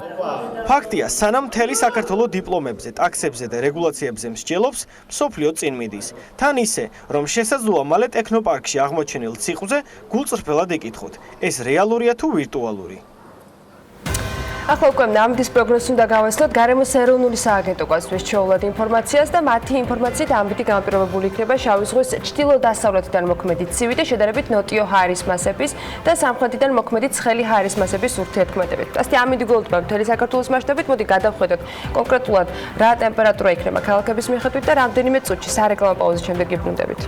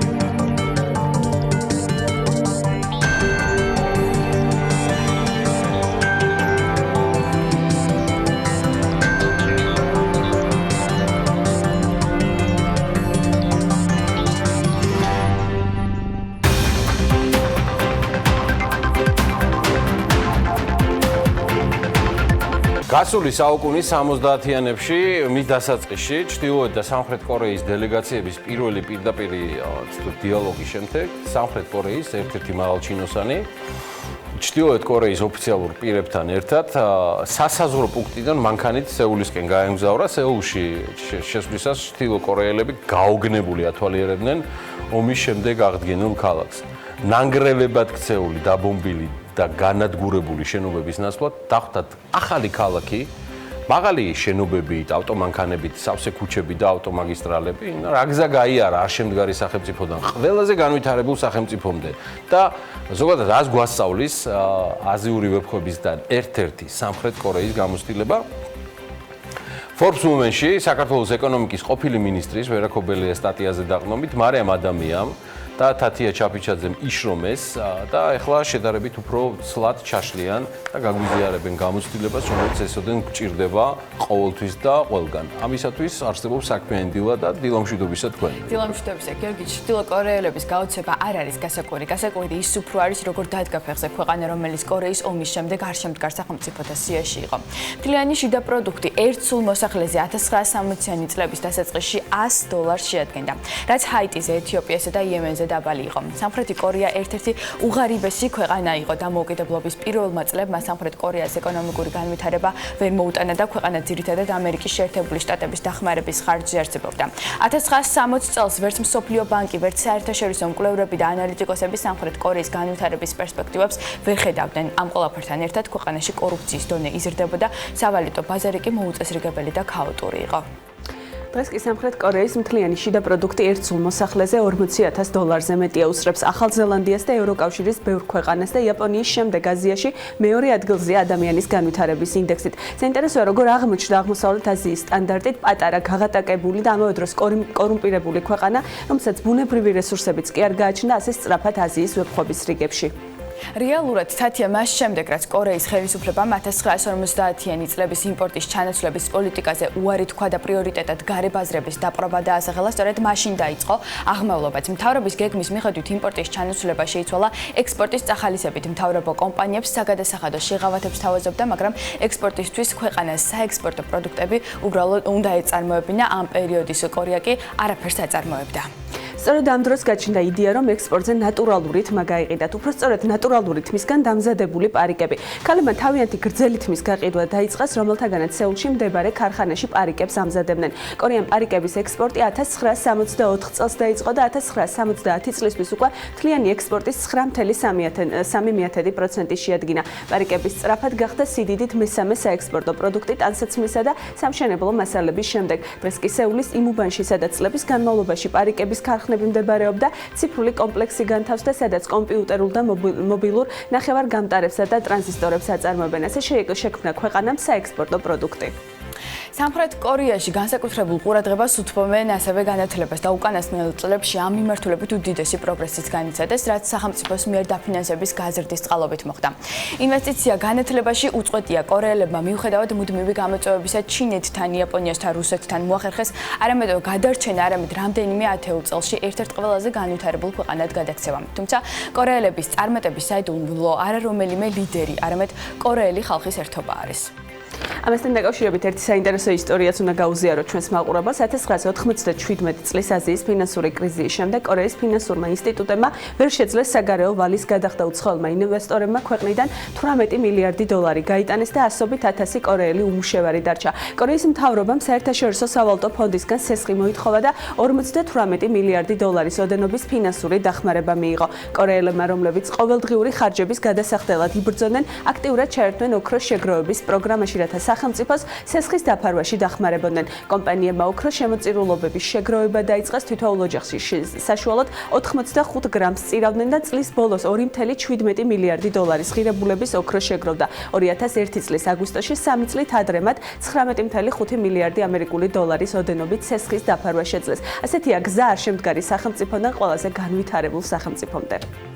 მე პირადად იმაშიც არ გამიმართლა, რომ გვიანი 60-იანების და ადრინდელი 70-იანების მარაკაში მოვხვედროდი, იმიტომ რომ აშკარად ერთ-ერთი მომხმარებელი ნელ-ნელა ხვდები პარიკების, რომელიც თავარი გამწევი იყო. კორეულის, ხო, აქაც ამისთვის დაიშჩება ახლა მარიამ ადამიანს, რომელსაც ამ პერიოდში სხვა შორის კორეაში ყველა მელოტი იყო. მელოტი. ეს არის თურმე გამართლება იმისა, რომ მე ვერ შევწირე საკუთარი თავი სამხრეთ კორეის განვითარებას და ექსპორტის დას. კარგი, მოკლედ როგორ გითხარით, მარიამს ვიტოვებ სტუდიაში, რამდენიმე წუთში კიდევ ერთი საინტერესო თემით გვერდება, თუმცა ნურც თათიას დავივიწყებთ, რომელიც გვიზიარებდა ახლა ამბებს, მიზესაც მალე გეტყვით, ამაზე ახლა უკვე მეორე დუეტი ჩაგვერთვება. თემისთვის ემზადება უკვე ნინი ოგურაშვილი და ანუკა ჯოხაძე. დღეს საქმიანი დილისთვის მათ სოფლის მეურნეობის პროდუქტების საექსპორტო პოტენციალზე მოგვიმზადეს მასალა. ეს ერთგვარად ეხმიანება ექსპორტის იმ თემას, რაზეც წეღან სამხრეთ კორეის მაგალითზე საუბრობდნენ თათია და მარიამ ადამია. ნუ რა არის საჭირო იმისთვის, რომ ქართული პროდუქტი ევროკავშირის ბაზარზე მოხვდეს, შესაბამისად რა უნდა გაითვალისწინონ ფერმერებმა, გლეხობამ და ასევე გაგვაცნობენ პროდუქტებს მათ ჩამონათვალს, რომელიც იმპორტის ჩანაცვლების და შესაბამისად ექსპორტის პოტენციალი და ზრდის პოტენციალი აქვს. ანუკა ნინი დილამშვიდობის წარმატებულ ეთერს გისურვებთ. დილამშვიდობისა, გიორგი, მივესალმები საქმიანი დილის მაყურებელს. ჩართვას მოდი პირდაპირ რჩევებით დავიწყებ, რომელიც PMCG-ის კვლევითმა ინსტიტუტმა მოამზადა და გამოაქვეყნა. ვფიქრობ, საინტერესო არის და აუცილებლად გასათვალისწინებელი ქართული ფერმერებისათვის ეს ინფორმაცია, იმისათვის, რომ ქართული პროდუქცია ევროკავშირის ბაზარზე საბაჟო ტარიფის გარეშე მოხვდეს. პირველ რიგში პროდუქცია, რომელიც გსურს ექსპორტზე ევროკავშირში გავიდეს, აუცილებლად უნდა იყოს მთლიანად ან ნაწილობრივ წარმოებული საქართველოში. ამასთან თუ ექსპორტზე პირველადი წარმოების პროდუქტის გატანა გსურს, აუცილებელი არის ფიტოსანიტარული სერტიფიკატი, რომლის საფასურიც 25 ლარს შეადგენს. პირველადი წარმოებისათვის სხვა სავალდებულო სერტიფიკატი არ არსებობს, თუმცა ევროპის ქვეყნებში მყიდველმა შესაძლოა მოითხოვოს სხვადასხვა ტიპის საბუთებიც და მაგალითად, ასეთ საბუთებს შორის ერთ-ერთი მძიმე მეტალის შემცველობაზე ანალიზი არის, რომელიც საქართველოში კეთდება და მისი ღირებულება 150 ლარიდან 170 ლარამდე მერყეობს. ევროპის ბაზარი გარკვეულ სტანდარტებს მოითხოვს, თქვენ ხედავთ კადრში წარმოების ამ სტანდარტების დასახელებებს. ეს აუცილებლობას არ წარმოადგენს, თუმცა მნიშვნელოვანი კომპონენტი არის ევროპის ბაზრებისკენ სვლისათვის და ცხადია დამკვიდრებისათვის. ასევე მნიშვნელოვანი სერტიფიკატი არის Global Gap, რომელიც როგორც წესი გაიცემა მოსავლის აღების პერიოდში და ვარგისი არის 12 თვის განმავლობაში. მიუხედავად იმისა, რომ სამწუხაროდ საქართველოს სერტიფიკატების გამცემი ორგანო არ გვაქვს, არსებობენ ისეთი საკონსულტაციო და კომპანიები და ასოციაციები, რომლებიც მწარმოებლებს სტანდარტის დანერგვაში ეხმარებიან, მაგალითად ასეთი არის საქართველოს ფერმერთა ასოციაცია, მეცხვარეთა ასოციაცია და სხვები. ნინი, რეკომენდაციები, რომელიც ახლა შენ მიაწოდე მაყურებელს, საჭიროა ყველა ფერმერმა იცოდეს, რადგან ევროკავშირში ძირითადად სოფლის მეურნეობის პროდუქტები გაგვაქვს და პრობლემების თავიდან ასარიდებლად ამის ცოდნა საჭიროა. რაც შეეხება ამ საექსპორტო პროდუქტებს, 2008-18 წლებში თხილი და კაკალი მთლიანი ექსპორტის 5%-ით ლიდერობს, შემდეგ პოზიციაზე კი ღვინოარი 4.5%-იანი წილით და სპირტიანი სასმელების 3.7%-იანი წილით. როგორც ორგანიზაციის მიერ ჩატარებულ კვლევაში აღნიშნული, ჩვენს მიერ მომზადებულ გრაფიკაში წარმოდგენილია ყველაზე მაღალ შემოსავლიანი პროდუქტების ექსპორტი არასტაბილური ხასიათისაა, რაც ბევრ ფაქტორზეა დამოკიდებული. მაგალითად, PMCG-ის მონაცემებით წლების განმავლობაში მზარდი საექსპორტო პოტენციალის მქონე თხილის ექსპორტი 2018 წელს დრამატულად შემცირდა აზიური ფაროსანასა და გავრცელებული დაავადებების გამო. ამასთან არასტაბილურია შინაური ცხოველების ექსპორტიც. ანუკა, გარდა არასტაბილურობისა და ფაროსანასაც რომ შევეშვათ, საინტერესო არის იმ მიზეზების მოსმენაც, რის გამოც სოფლის მეურნეობის სექტორი დაბალ პროდუქტიული არის. 2018 წლის მონაცემებით საქართველოს სოფლის მეურნეობის სექტორში მუშაობდა დასაქმებულთა 43.1%, როცა სოფლის მეურნეობის წილი მთლიან შიდა პროდუქტში 7.7%-ია. ეს კი ნიშნავს სექტორის დაბალ პროდუქტიულობას და რაც მთავარი არის, სოფლად მცხოვრები ადამიანების დაბალ შემოსავლებს. PMCG-ის მონაცემებით უარყოფითი ტენდენცია ფიქსირდება იმ ფონზე, როდესაც სახელმწიფოს მიერ სოფლის მეურნეობის მიმართულებით გაწეული ხარჯები 2010 წლიდან მოყოლებული საგრძნობლად არის გაზრდილი. ხარჯებმა პიკს 2016 წელს მიაღწია და 130 მილიონ ლარს გადააჭარბა. სოფლის მეურნეობისა და გარემოს დაცვის სამინისტროების გაერთიანების შედეგად კი 2018 წლის სამინისტროს ბიუჯეტი შეადგენდა 274 მილიონ ლარს, ხოლო 2019 წლის გეგმის მიხედვით 328 მილიონ ლარს. ბიუჯეტის გარდა ცალკე აღნიშნვის ღირსია ინვესტიციები, რაც თანამედროვე ტექნოლოგიების დანერგვისა და შესაბამისად პროდუქტიულობის ზრდისთვის მნიშვნელოვანია. შესაბამისად სექტორის გამოწვევად რჩება დაბალი მწარმოებლობის დონე.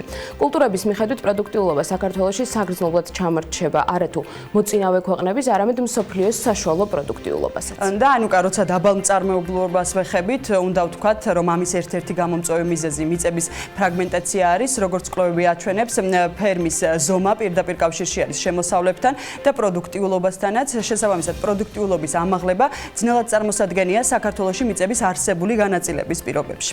ნინი, მიუხედავად ასეთი გამოწვევებისა, ევროპის საექსპორტო ბაზრის პოტენციალს კარგად ხედავენ საქართველოში, თუმცა სამწუხაროდ ქვეყნის მხრიდან ეს შესაძლებლობა ჯერ კიდევ აუთვისებელია. FMCG წარმოადგენს ევროკავშირის ქვეყნების სოფლის მეურნეობის ტოპ-10 საიმპორტო პროდუქტი, რომელთა შორის ყავა ლიდერობს, რომლის იმპორტმაც 2013-17 წლებში თითქმის 50 მილიარდი დოლარი შეადგინა.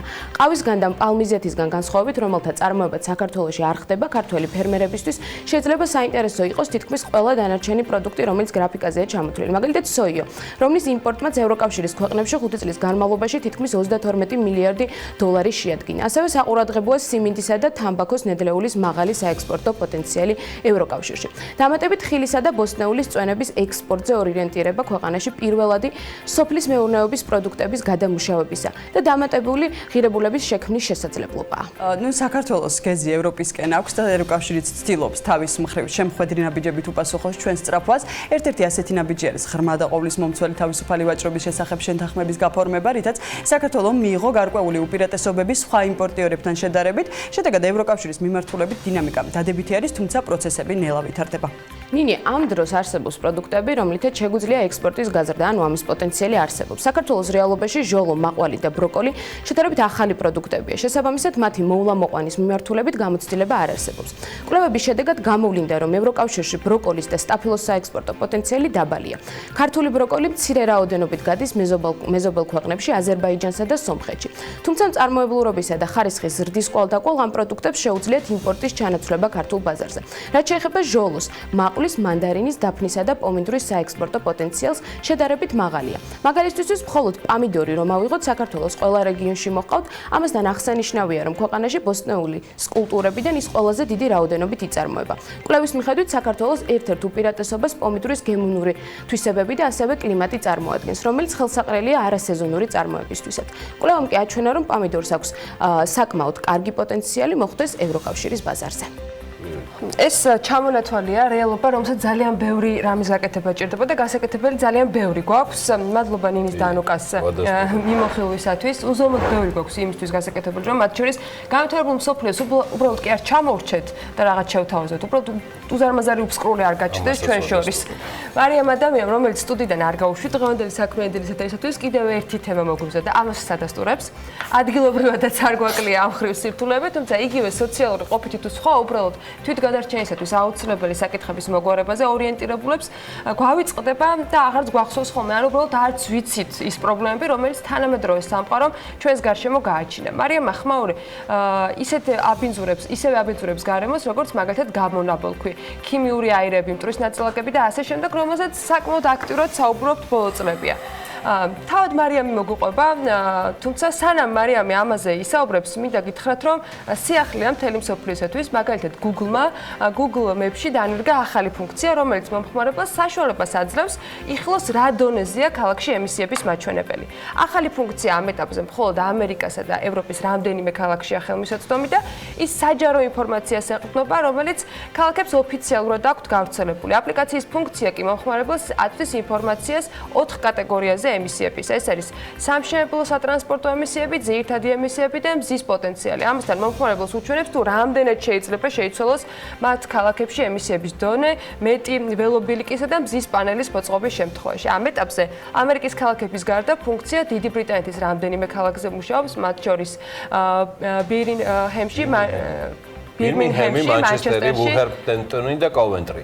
ეს არის დუბლინსა და კოპენჰაგენშიც ასევე კომპანია მომდენო კვირეების განმავლობაში სხვა ქალაქების შესახებაც გეგმავს ინფორმაციის დამატებას. დანარჩენისთვის ყველაფრისთვის უკვე არსებობს მარიამ ადამიანი. ამ ჩამონათვალში საქართველოს არც ერთი ქალაქი ჯერ არ დასახელებულა. ჩვენ გარემოს ეროვნული სააგენტოს ინფორმაციით შეგვიძლია განვაახლოთ ხოლმე ინფორმაცია, ხოლო Google-ი ხმაურით გარემოს დაბინძურებასაც დარწმუნებული ვარ მარილ გაზომავს, მით უმეტეს რომ ეს ისეთივე გლობალური პრობლემაა, როგორც მაგალითად ჰაერის დაბინძურება და გამონაბოლქვი. ორივე პრობლემის შედეგი კი არის ის, რომ ადამიანები ავადდებიან, განიცდიან სტრესს და კარგავენ სრულფასოვანი ცხოვრების უნარს. გარდა ამისა, ხმაური სერიოზულ ზიანს აყენებს როგორც აღმოჩნდა ქვეყნის ეკონომიკებსაც, სად დგას პრობლემა ყველაზე მწვავედ და როგორ აპირებენ მის მოგვარებას ქვეყნები, დეტალები უკვე შეგვიძლია ვნახოთ ჩვენს სიუჟეტში.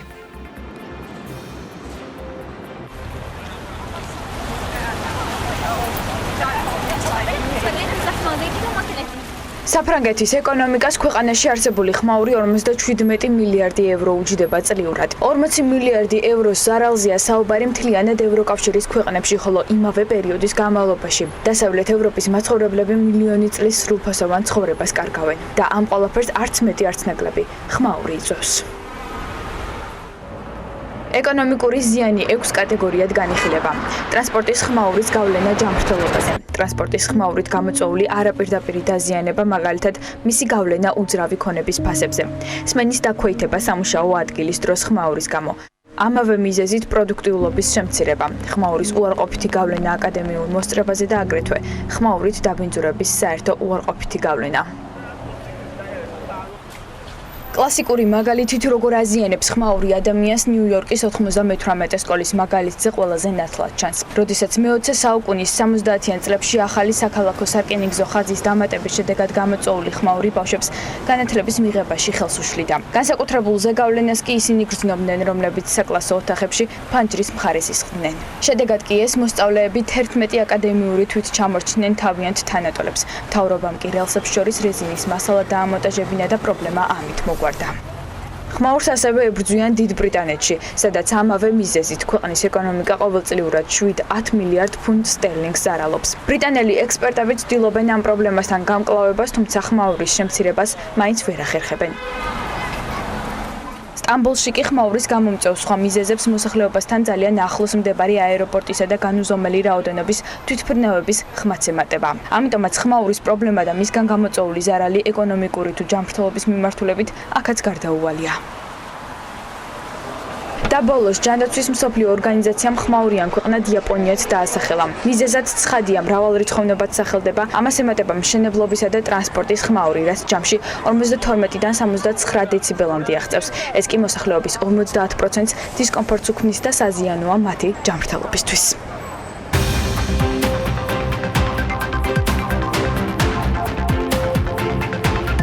ლარის გაუფასურების გამო საგარეო უწყების ზარალი წელს 6,9 მილიონი ლარი იქნება.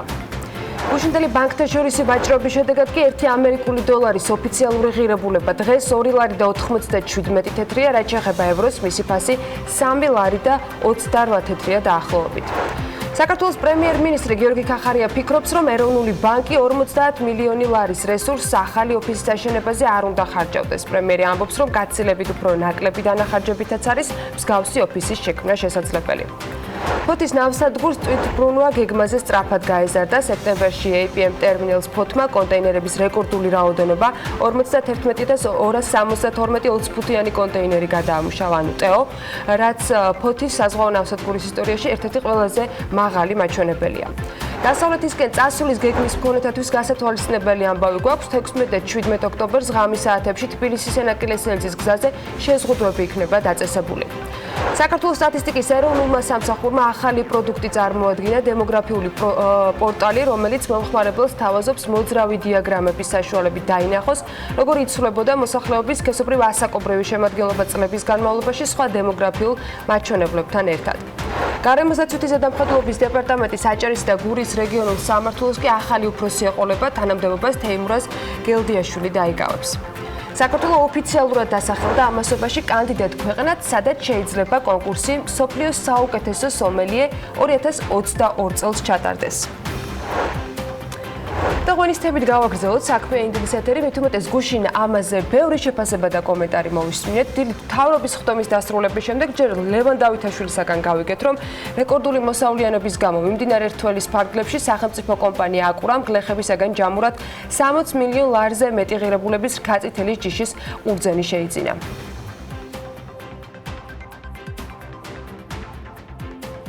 საბოლოოდ სახელმწიფოს მოუწია საკმაოდ დიდი ჩარევა ქაწითელის ჯიშის ყურძნის დაბინავების კუთხით. იცით რომ საფერავი მთლიანად კერძო სექტორის მიერ იქნა შეძენილი და ეს ბოლო წლებში დამკვიდრებული პრაქტიკაა.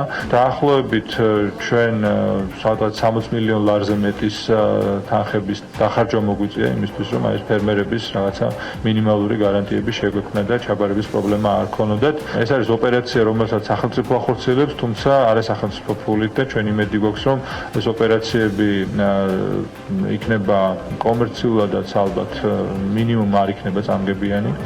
ამას ვნახავთ იმის მიხედვით, როგორი იქნება კონიუნქტურა.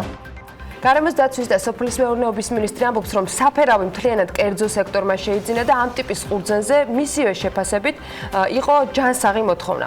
ამავე დროს საქართველოსთან გასული ღვინის ექსპორტის დაახლოებით 80% წითელი ჯიშის ყურძნისგან წარმოებული ღვინოა. ქაწითელი ჯიშის ყურძენი ძირითადად შიდა მოხმარებისთვის არის გათვალისწინებული. მცირეოდენი წილი მოდის ექსპორტზე, როგორც ღვინო და ნაწილი მიდის საბრენდო სპირტებსა და კონიაკებში. ლევან დავითაშვილმა განმარტა, რომ სახელმწიფო ინტერვენცია სწორედ საბრენდო სპირტის წარმოებისთვის აკეთებს. აქვე სხვათა შორის ისიც აღსანიშნია, რომ წელს მხოლოდ 1,100,000 ლიტრი სპირტი გაიყიდა. ამ დროისათვის 82,700 კახური რქაწითელი აქვს შესყიდული შესაბამისად აკურას და რაჭა-ლეჩხუმის ყურძენსაც ჩაიბარებს უახლოეს მომავალში. სპირტის 3 აუქციონი გაიმართა წელს, მეოთხესაც აპირებენ, მაგრამ ტენდენციიდან გამომდინარე გაყიდვების ზრდას დიდად მაინც არ ელოდებიან. ჯანსაღი მოთხოვნა არსებობს, ეს პირდაპირ კავშირშია მათ შორის ექსპორტთან. ჩვენ ვიცით, რომ საქართველოსთან გასული ღვინის ექსპორტის დაახლოებით 80% არის ზუსტად წითელი ჯიშის ყურძნებისგან წარმოებული ღვინოები და შესაბამისად ეს არის უფრო მოთხოვნადი. ქაწითელი ჯიშის ყურძენი არის ძირითადად შიდა მოხმარების, მცირეოდენი წილი მიდის ექსპორტზე, როგორც ღვინო და ნაწილი მიდის საბრენდო სპირტებში და კონიაკებში. სახელმწიფო როგორც წესი, როდესაც აკეთებს ინტერვენციას, ახდენს საბრენდო სპირტის წარმოებას იმ ჭარბი ყურძნისგან, რომელიცაც ბაზარი ვერ ითვისებს და ეს არის ფაქტობრივად სახელმწიფოს რეზერვები, არ ფუჭდება პირიქით ღირებულებაში, როგორც წესი უნდა იმატებდეს და ჩვენ ფაქტიურად გარკვეული სანედლეულო დამატებითი რესურსის წყაროს წარმოვადგენთ ხშირ შემთხვევაში კონიაკის საბრენდო სპირტის წარმოებელი კომპანიებისთვის ან საბრენდო სპირტზე დაფუძნებული სხვადასხვა საასმელების, იგივე ბრენდის წარმოებელი კომპანიებისთვის. ეს დილით გაკეთებული მთავრობის ხდომის დასრულების შემდეგ განცხადება არის. ცოტა მოგვიანებით კი პრემიერ-მინისტრმა გამართა მევენახეებთან და მეღვინეებთან შეხვედრა ბიზნესთან დაანონსებული შეხვედრების ფარგლებში. ლევან დავითაშვილი მას არ დასწრებია. გიორგი გახარიამ კი ვიდრე შეხვედრა დაიხურებოდა და მედია მას დატოვებდა, ბიზნესს გულახდილობას თხოვა და იქვე ისიც დაამატა, რომ მასაც ჰქონდა სათქმელი და მოსაზრება იმასთან დაკავშირებით, სად შეიძლება ამ სფეროს გარღვევები ჰქონდეს. მახსოვს დაახლოებით 60. მესმის რომ პრობლემები ძალიან ბევრია, თუმცა თუ პრაგმატულად, ობიექტურად და ასე შედეგზე ორიენტირებულად ვიქნებით, მივხვდებით, რომ გადაუწყვეტელი პრობლემებიც ეს არ უნდა იყოს. ჩვენ არ გვჭირდება ხარ, პირიქონგანს მე ვიცნობ და არ გვჭირდება რაღაც გრძელი, ხანგრძლივი საუბრები იმაზე, რომ რაღაც გეგმები დავსახოთ, კონკრეტული პრობლემატიკა, კონკრეტული გადაჭრის გზები. ეს არის მხოლოდ და მხოლოდ მიზანი. ჩვენ რა თქმა უნდა შევქმნით რაღაც ფორმატს, რომელშიც გვექნება საშუალება პირდაპირ ვესაუბროთ მეღვინეებს. მეღვინახეებს და მეღვინეებს ცოტა მოგვიანებით მედიასთან დიდად პრობლემებზე ყურადღება არ გაუმახვილებიათ. შიგნით რაც ისაუბრეს, იმედია იყო ორივე მხარესთვის პროდუქტიული. რაც შეეხება მათ კომენტარებს, ზოგადად რუსეთის მხრიდან კომპანია ბადაგონმა აღნიშნა, რომ მათზე არანაირი შეზღუდვა არ ყოფილა. ამაზე ისურვეს მედიასთან მათ კომენტარის გაკეთება. ბადაგონის გენერალურმა დირექტორმა მარიამ გიორგაძემ განაცხადა მედიასთან, რომ რუსეთის ბაზარზე შესვლის აკრძალვასთან დაკავშირებით მიმდინარე წლის ზაფხულში მედიის მხრიდან იყო ცრუ ინფორმაცია გავრცელებული. აქვე შეგახსენებთ, რომ რუსეთის მომხმარებელთა უფლებების დაცვის ფედერალურმა სააგენტომ რუსეთში 8 ქართული კომპანიის ღვინის შეტანის აკრძალვასთან დაკავშირებით განცხადება ივნისში გაავრცელა რუსული ავიასანქციების დაწესების პერიოდში კომპანიებს შორის მაშინ ბადაგონიც იყო დასახელებული. ენერგომიმოცვლის გაუმჯობესებისა და მეზობელ ქვეყნებში საქართველოსა და ირანში ელექტროენერგიის ექსპორტის გაზრდის მიზნით აზერენერგის ახალი მაღალი ძაბვის ელექტროგადამცემი ხაზები გახყავს. ამის შესახებ აზერბაიჯანული მედიისთვის აზერენერგის პრესასთან და საზოგადოებასთან ურთიერთობის ცენტრის ხელმძღვანელი საუბრობს. ის აღნიშნავს, რომ საქართველოსთან ენერგომიმოცვლისა და ამავე ქვეყნის გავლით ევროპის ბაზარზე გასვლის მიზნით 44 კილომეტრიან მონაკვეთზე 330 კილოვატიანი გადამცემი ხაზების რეკონსტრუქცია მიმდინარეობს. დაგეგმილი 162 ელექტროგადამცემი ანძიდან 124 დამონტაჟებული არის, 10 კილომეტრის სიგრძეზე კი ელექტროგადამცემი მატარებლები გაყვანილი არის და 13 კილომეტრზე ოპტიკურ ბოჭკოვანი კაბელები გამოიყენება. საქართველოს ბანკმა ბიზნესის წარმომადგენლებისათვის გუშინ შრომის უსაფრთხოების ახალი ნორმების შესახებ გამართა პანელური დისკუსია. ამ შეხვედრას მცირე საშუალო და მსხვილი ბიზნესის წარმომადგენლები დაესწრნენ, რომელიც ბიზნესისათვის იმ საჭირო ინფორმაციის მიწოდებას ისახავდა მიზნად, რაც შრომის უსაფრთხოების შესახებ კანონში შესულ ცვლილებებთან არის დაკავშირებული. შეხვედრაზე განხილული იყო ისეთი საკითხები, როგორც არის ეკონომიკურ სექტორში დასაქმებულთა შრომის უსაფრთხოების ნორმები და ამ საქმებლის ვალდებულებები, შრომისათვის უსაფრთხო გარემოს შექმნა, საერთაშორისო სტანდარტის დანერგვის საკითხები და შრომის ინსპექტორთა უფლებამოსილება.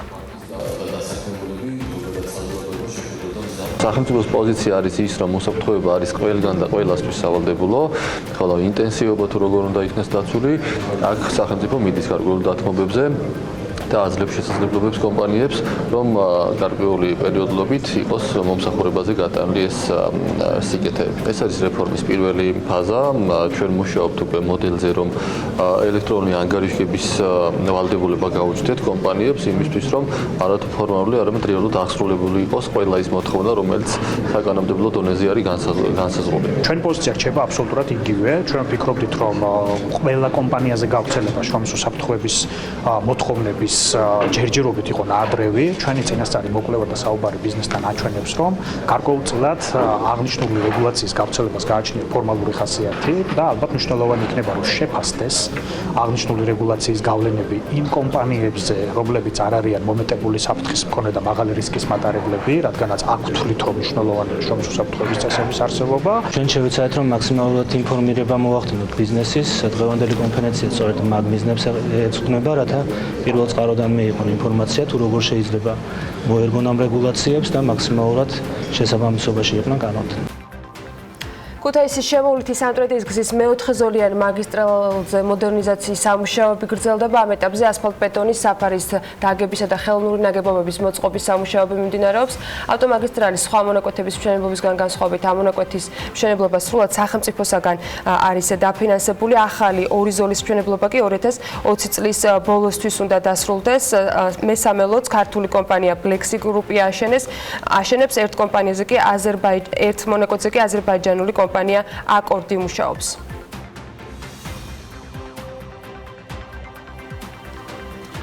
როგორც არქელები ამბობენ, მათ დიდ ოჯახში ძალიან ბევრი ემიგრანტია და როგორც აღმოჩნდა, უმეტესობა ისრაელიდან, რომლებიც სამშობლოში იმედია, მალე დაბრუნდებიან საკუთარ ახალ ბინებშიც, თუმცა ვიდრე ისინი საქართველოში დაბრუნებას შეძლებენ, დეველოპერულმა კომპანიამ დროს და მანძილის მართვა საკუთარ თავზე აიღო და არქელებს ისრაელში ჩააკითხა.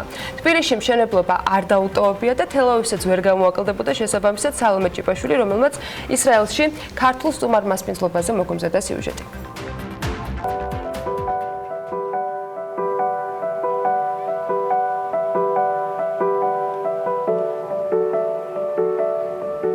არქელებზე ზრუნვა, რომ კომპანია არქის მთავარი პრიორიტეტია, ეს უკვე ყველასთვის ცნობილია, მაგრამ ამჯერად მათზე ზრუნვა ქვეყნის ფარგლებს გაცდა. არქელ ემიგრანტებს კომპანიამ არც მეტი, არც ნაკლები ისრაელში ჩააკითხა. ჩვენ არქელების დიდ ოჯახში ძალიან ბევრი ემიგრანტი ყავს, დიდი ნაწილი აქედან სწორედ ისრაელში ცხოვრობს და ჩვენ ყოველთვის ძალიან დიდ ყურადღებას ვაქცევთ ბინის შესყიდვის შემდეგაც ჩვენს არქელებთან ურთიერთობას, მათ მოსაზრებების მოსმენას, მათთან ახლო ურთიერთობა გვინდა ყოველთვის გქონდეს და იქიდან გამომდინარე, რომ ეს ადამიანები ფიზიკურად ვერ არიან სამშობლოში და შესაბამისად მათთან ესეთი შეხება ხშირი ვერ გვაქვს, ამიტომ გადავწყვიტეთ ჩვენი ვიზიტის ფარგლებში შევხვედროდით რამოდენიმე მათგანს, ძალიან ბევრი არიან კიდევ არქელები ისრაელში და აუცილებლად კიდევ ჩამოვალთ და თითოეულ მათგანს გავიცნობთ და მათ მოსაზრებებსაც მოვისმენთ. ცხოვრობდე უცხო ქვეყანაში მხოლოდ იმ იმედით, რომ სულ მალე სამშობლოს დაუბრუნდები, ქართველი ემიგრანტებისთვის სამწუხაროდ წლები გრძელდება. ამიტომაც ოჯახზე ზრუნვა ასეულობით კილომეტრის დაშორებით უწევთ. კომპანია არქიმ გადაწყვიტა, მათი ყოველდღიური რუტინა გაელამაზებინა. ემიგრანტი არქელების უკეთ გასაცნობად და კომპანიაზე მათი მოსაზრებების მოსასმენად თელ-ავივში ვახშამი გამართა. საკმაოდ ემოციური აღმოჩნდა მათთვისაც და ჩვენთვისაც. ამდენი წლის ცხოვრების შემდეგ რაღაც გარკვეული ფინანსური ხარდაჭერა მქონდა ჩემის მხრიდან სიტყვაზე, რომ მეყიდა შემეძინა ბინა და დიდი ხანი ვფიქრობდი, რომელი კომპანია ამერჩია. რა თქმა უნდა, ძალიან ბევრი მქონია მოსმენილი სხვადასხვა კომპანიების შესახებ, რა მოხდა, რამდენადაც ზოგი კრახით დამთავრდა და იმდენად ბევრი მქონდა კარგი გაგებული არქის შესახებ და ბევრმა ჩემმა ახლობელმა შეიძინა არქის კომპანიაში ვინები, რომ მეტი ნდობა თქვენსკენ გადმოვიდა. წამოსვლის მიზეზი იყო ეგ, რომ ახალგაზრდა ოჯახს რაღაც დანაზოგი შეგვექმნა და გვეყიდა ჩვენი საკუთარი ბინა, სადაც ვიცხოვრებდით ბედნიერად. და ანუ შევასრულეთ ეს ყველაფერი, შევიძინეთ ბინა არქიში. არჩევის პროცესი ძალიან რთული იყო, სადღაც 1 წელი ვარჩევდით, კონტრაქტამდეც მივედით ზოგ კომპანიასთან, მაგრამ კონტრაქტის გადახედვის შემდეგ გავაუქმეთ შეთანხმება. მიზეზი იყო ის, რომ ვეძებდით, ამ კონკრეტულ შემთხვევაში ჩვენ გვაქვს ნაყედი არქი ჯიქიაზე და შედარებით სუფთა ჰაერი, ეკოლოგიურად გარემოსაც იქნებოდა, ვეძებდით ეგეთ ადგილს. ასევე იყო გადამწყვეტი ის, რომ ვეძებდით დიდი აივნით და ესეთი პროექტი იყო ეს არქი ჯიქიას კორპუსი. და ასევე კიდევ მესამე მიზეზი ის იყო, რომ ერთი წამით არ ვინერიულებდით, დასრულდებოდა მშენებლობა, არ დასრულდებოდა, წარმატებით ჩაგვარდებოდა თუ არა. ძირითადად მაგიტო ვარ წამოსული ემიგრაციაში, რომ პირობების გამო ბინა გავყიდეთ და ძალიან ბევრი წლები ვცხოვრობდით გერით. ერთი წელი ვერ მოვახერხე ბინის შეძენა და ვინაიდან Facebook-ს ნახე არქი ჯგუფს ჰქონდა ძალიან კარგი შემოთავაზება, წინასწარი უპროცენტო. ჩვენ დადებული ფული ვინაიდან არა გვაქვს, ვართ ემიგრაციაში მუშაობთ ხელფასზე, ყოველთვიურად ჩვენთვის ადვილი იყო ბინის შეძენა და გვექნება ბინა. ძალიან დიდი მადლობა არქი ჯგუფს და მის მფლობელს. არქი წამყვანი დეველოპერული კომპანია საქართველოში, რომელიც უკვე 13 წლიან გამოცდილებას ითვლის. კომპანია ამ ეტაპზე 20 დასრულებულ, 20 მიმდინარე პროექტსა და 10,000-ზე მეტ არქილს აერთიანებს, როგორც საქართველოში, ასევე მის საზღვრებს გარეთ. ჩვენ ძალიან საინტერესო თემითო უნდა დავიწყოთ საუბარი ჩვენ შემდეგ სტუმრებთან, თუმცა მანამდე ეს თემა არის პირდაპირ ბმაში იმ თანამშრომლობასთან, რომელიც შედგა Forbes Georgias და აუდიტორულ კომპანია Ebit ჯგუფს შორის. იმისთვის რომ კიდევ ერთხელ დარწმუნდეთ, რა ტიპის თანამშრომლობაზე არის საუბარი, მინდა ამისთვის დავიხმარო ის ტიზერი ერთგვარად, რომელიც BMG-ს გუნდმა გაამზადა Forbes-ისთვის, რომელიც ეხება სწორედ ოქტომბრის გამოცემას, Forbes Georgias-ი. მოდი ეს კიდევ ერთხელ ვნახოთ და შემდგომ უკვე წარმოგიდგენ ჩვენ სტუმრებს და პარტნიორებს. მოგესალმებით, მე ანუკა ჯოხაძე ვარ და ამჯერად Forbes Georgias 2019 წლის ოქტომბრის ნომერს მიმოვიხილავ. ნავთობის 40 წლიანი ისტორია, რომელიც საქართველოში უკვე 14 წელია გრძელდება. Forbes Georgias ოქტომბრის ნომრის ყდა რომ პეტროლ საქართველოს გენერალურ დირექტორს დაეთმო. გაცნობთ მნიშვნელოვან პერსონებს გიყვებით მიმდინარე ეკონომიკური მოვლენების შესახებ და რაც მთავარია, ტრადიციულად გთავაზობთ რეიტინგებსაც. ვრცლად კი Forbes Georgias ოქტომბრის ნომერში წაიკითხავთ. Forbes-ის რეიტინგები სახელმწიფო საწარმოები ყველაზე მსხვილი ბრუნვით და ყველაზე მეტი დასაქმებულით. ვინ არის ლიდერი? მოიკითხეთ Forbes-ში. საჯარო ფულის არასწორ ხარჯვაზე ფლანგვის დეტექტორი გვყვება. 2019 წლის ერთიანი ეროვნული გამოცდების შედეგად 28,000-ზე მეტი აბიტურიენტი სტუდენტი გახდა, რომელმა უნივერსიტეტმა მიიღო ყველაზე მეტი სტუდენტი. Forbes-ი Ebit ჯგუფთან და Grant Thornton-თან ერთად აუდიტორული, საცალო სფეროს და სადისტრიბუციო კომპანიების რეიტინგს გთავაზობთ. რეგულატორის გამოწვევები ენერგეტიკაში ილინა მილორავა გამოწვევებით სავსე 6 წლიან საქმიანობასა და მის მონაგარზე Forbes-ზე საუბრა. მოკლედ, მოიკითხეთ ოქტომბრის Forbes-ი, ბევრი საინტერესო ანალიტიკით და რეიტინგებით. ეს შესაძლოა კარგად გამოგვადგება, მანამდე კი 2019 წლის 1 ოქტომბრამდე მესამე კატეგორიის საწარმოებს წელს პირველად მოუწიათ ფინანსური ანგარიშების წარდგენა, ხოლო მეოთხე კატეგორიის საწარმოებს ეს ვადა ბოლოზარი იყო ეთქობა მორიგჯერზე თავრობაში. ეს ვადა 2021 წლის 1 ოქტომბრამდე გაუხანგრძლივდათ, მანამდე ძალიან ბევრმა ადამიანმა იშრომა ამ ქვეყანაში, ამისთვის ცალკე ვემზადები რომ მოგიყვეთ შემდეგ კვირაში, მაგრამ ეს გადავადება რომ მოხდებოდა იდეაში, ყველამ 48 საათით ადრე გაიგეს, ზოგიერთმა 36 საათით, ზოგიერთმა 12 საათით ადრე. და ეს ეხება აუდიტორულ კომპანიებსაც და საწარმოებსაც და ეს ამან რეალურად საკმაოდ სერიოზული დაბნეულობა გამოიწვია. ფაქტი ერთია, რომ ბევრი კომპანია გადაურჩა სავარაუდო დაჯარიმებას, მეორეს მხრივ გადაწყვეტა, რომ ბუღალტრული აღრიცხვის ვალდებულება გაჩენილიყო პროფესიული წრეების მხრიდან ცალსახად არის დადებითად შეფასებული. მოდი მის კარგზეც და სუძებს ბევრი გვისაუბრია ამ ეთერში და დღეს კიდევ ერთხელ შევაფასოთ დამდგარი რეალობა, რომელიც ყველასთვის გარდა მეოთხე კატეგორიის კომპანიებისა გამჭვირვალე აუდიტის აუცილებლობას თხოვს. ამისთვის სტუმრები ყავს დაანონსებული ბიზნეს საკონსულტაციო კომპანია EBIT ჯგუფის მმართველი პარტნიორი ვლად ბეჟაშვილი და თამარ ჩხატარაშვილი, ასევე ამ კომპანიის პარტნიორი. დილა მშვიდობის. როგორ ბრძანდებით? ბედნიერი იყოს თქვენი ფეხი საქმიანი დილის სტუდიაში. თქვენ ფლობთ ინფორმაციას დაზუსტებულად, თულად რა ტიპის სამუშაო უძღოდა წინარე გადაწყვეტილებას, ვიდრე მთავრობა ხელისუფლება შეცვლიდა ამ თემას, რადგან ვარაუდი იმისი, რომ დაჯარიმებულთა რაოდენობა მაინც იქნებოდა, იყო ბევრიც და რეალურიც.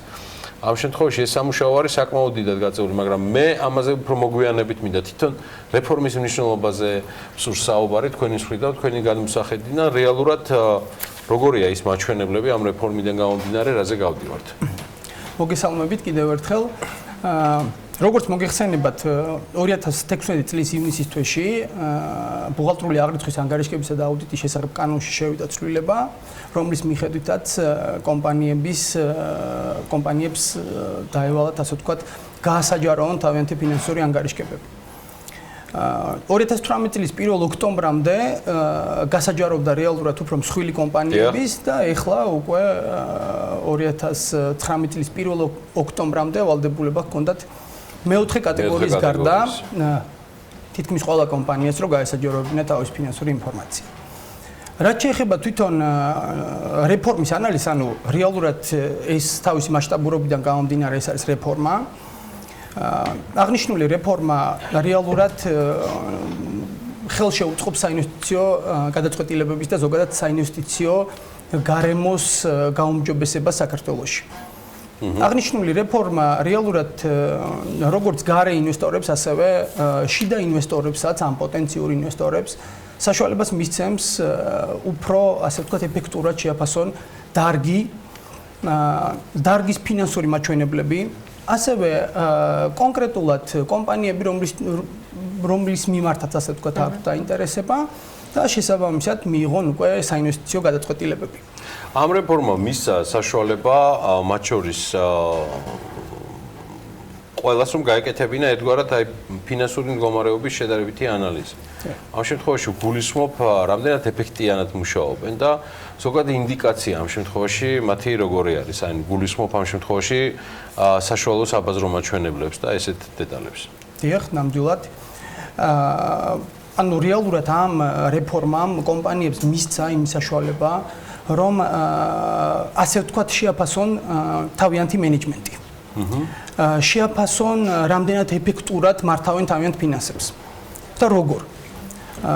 რეალურად საშუალება მისცა თავიანთი ფინანსური მაჩვენებლები შეუდარონ მაგალითად იმ დარგის საშუალო მაჩვენებლებს, რომელ დარგში თვითონ მოღვაწეობენ. და პლუს ამას ასევე საშუალება მისცა ამ დარგში მოღვაწე სხვა კომპანიებსაც შეუდარონ თავიანთი ფინანსური მაჩვენებლები. და ამის მიხედვით უკვე შეაფასონ, ასე ვთქვათ, რამდენად რომელი მაჩვენებლებში არიან, ასე ვთქვათ, უფრო ძლიერად, რა მაჩვენებლები არის, სადაც ასე ვთქვათ, უფრო მეტი პლუსი აქვს, რომელი გასაუმჯობესება. სხვა კომპანიებისაც რო ხელმისაწვდომი გახდა, მას შემდეგ რაც ანგარიშები ქვეყნდება, კომპანიებს ეს წარმოადგენდა ერთგვარ საფრთხეს, რომ აი რაღაცა შიშები იყო, მორიდება იყო, ყველას, ვთქვათ, ინფორმაცია იქნებოდა ყველასთვის ხელმისაწვდომი, საჯარო.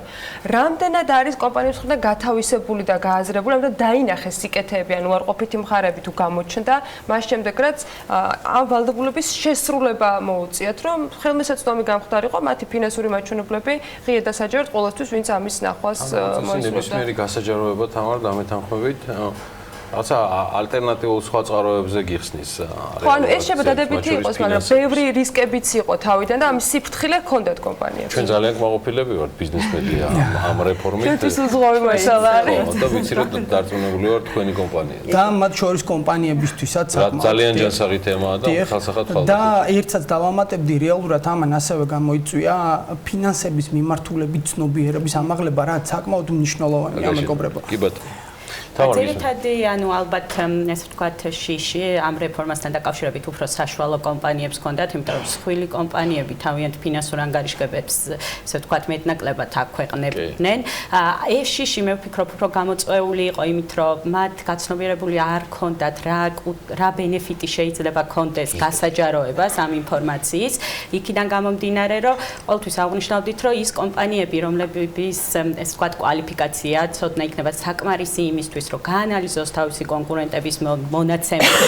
ეს ინფორმაცია თუ წინა პერიოდში იყო დახურული და ფაქტიურად ხელმიუწვდომელი, დღეს უკვე გვაქვს დეტალური მონაცემები, რითიც შეგვიძლია რომ საკმაოდ კარგი ანალიზი გავაკეთოთ და ვისარგებლოთ. უბრალოდ ამისთვის მნიშვნელოვანია, რომ შესაბამისი, ესე ვთქვათ, კვალიფიკაციის ნაწილი გქონდეს, ვიცოდეთ აღნიშნულ ინფორმაციას რა კუთხით გამოვიყენებთ და კი ბატონო, ანუ როგორც ვთქვათ, ჩვენ შევძლებთ ამ ინფორმაციის გამოყენებას, რა თქმა უნდა, ჩვენ ინფორმაციასაც ნახავენ. თქვენ ძალიან ბევრ კომპანიას მოემსახურეთ, ძალიან ბევრთან გქონდათ კომუნიკაცია, აპრეჩი, აი მათგან როდის და რა ეტაპზე გაჩნდა ეს სიმშვიდე და ის თქვა იმ სიკეთების დანახვის შესაძლებლობა, რაზეც ახლა ჩვენ საუბრობთ სტუდიაში. იყო თუ არა ზოგადად ეგეთი შემთხვევები, იმიტომ რომ შეიძლება მე მხოლოდ ერთი მხრიდან მქონდეს რაღაცა ინფორმაცია, თქვენ უფრო მეტთან გაქვთ ხო კომუნიკაცია და სხვაგვარად უყურებთ ამ ყველაფერს. რამდენად იყო რეალურად ასეთი საფრთხეები და მათი მხრიდან შემდეგ აღქმული და დანახული, რომ აი კარგია, როცა თქვა აქვს შესაძლებლობა, რომ ეს საშუალებები მათ დაინახონ უკვე კონკრეტულ რიცხვებში და ანალიზში.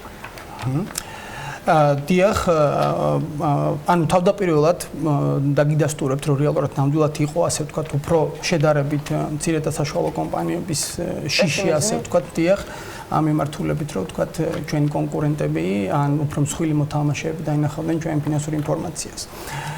თუმცა ჩვენ კომპანიების ჯგუფმა ჩვენ დავამუშავეთ სრულად, ასე ვთქვათ, გამოქვეყნებული ფინანსური ინფორმაციები და მოვამზადებთ დარგების მიხედვით ანალიტიკა, ინდუსტრიების მიხედვით. ამ კოლოსალურ სამუშაოს მიიღო, ამაზეც მოასწარეთ გაკეთებინათ ანალიტიკა. და ჩვენ ასე ვთქვათ, ამის შემდგომ უკვე ჩავატარეთ პრეზენტაციები თვითონ კომპანიებში და ძალიან კარგად ვგრძნობთ სიტუაციას ამ მიმართულებით.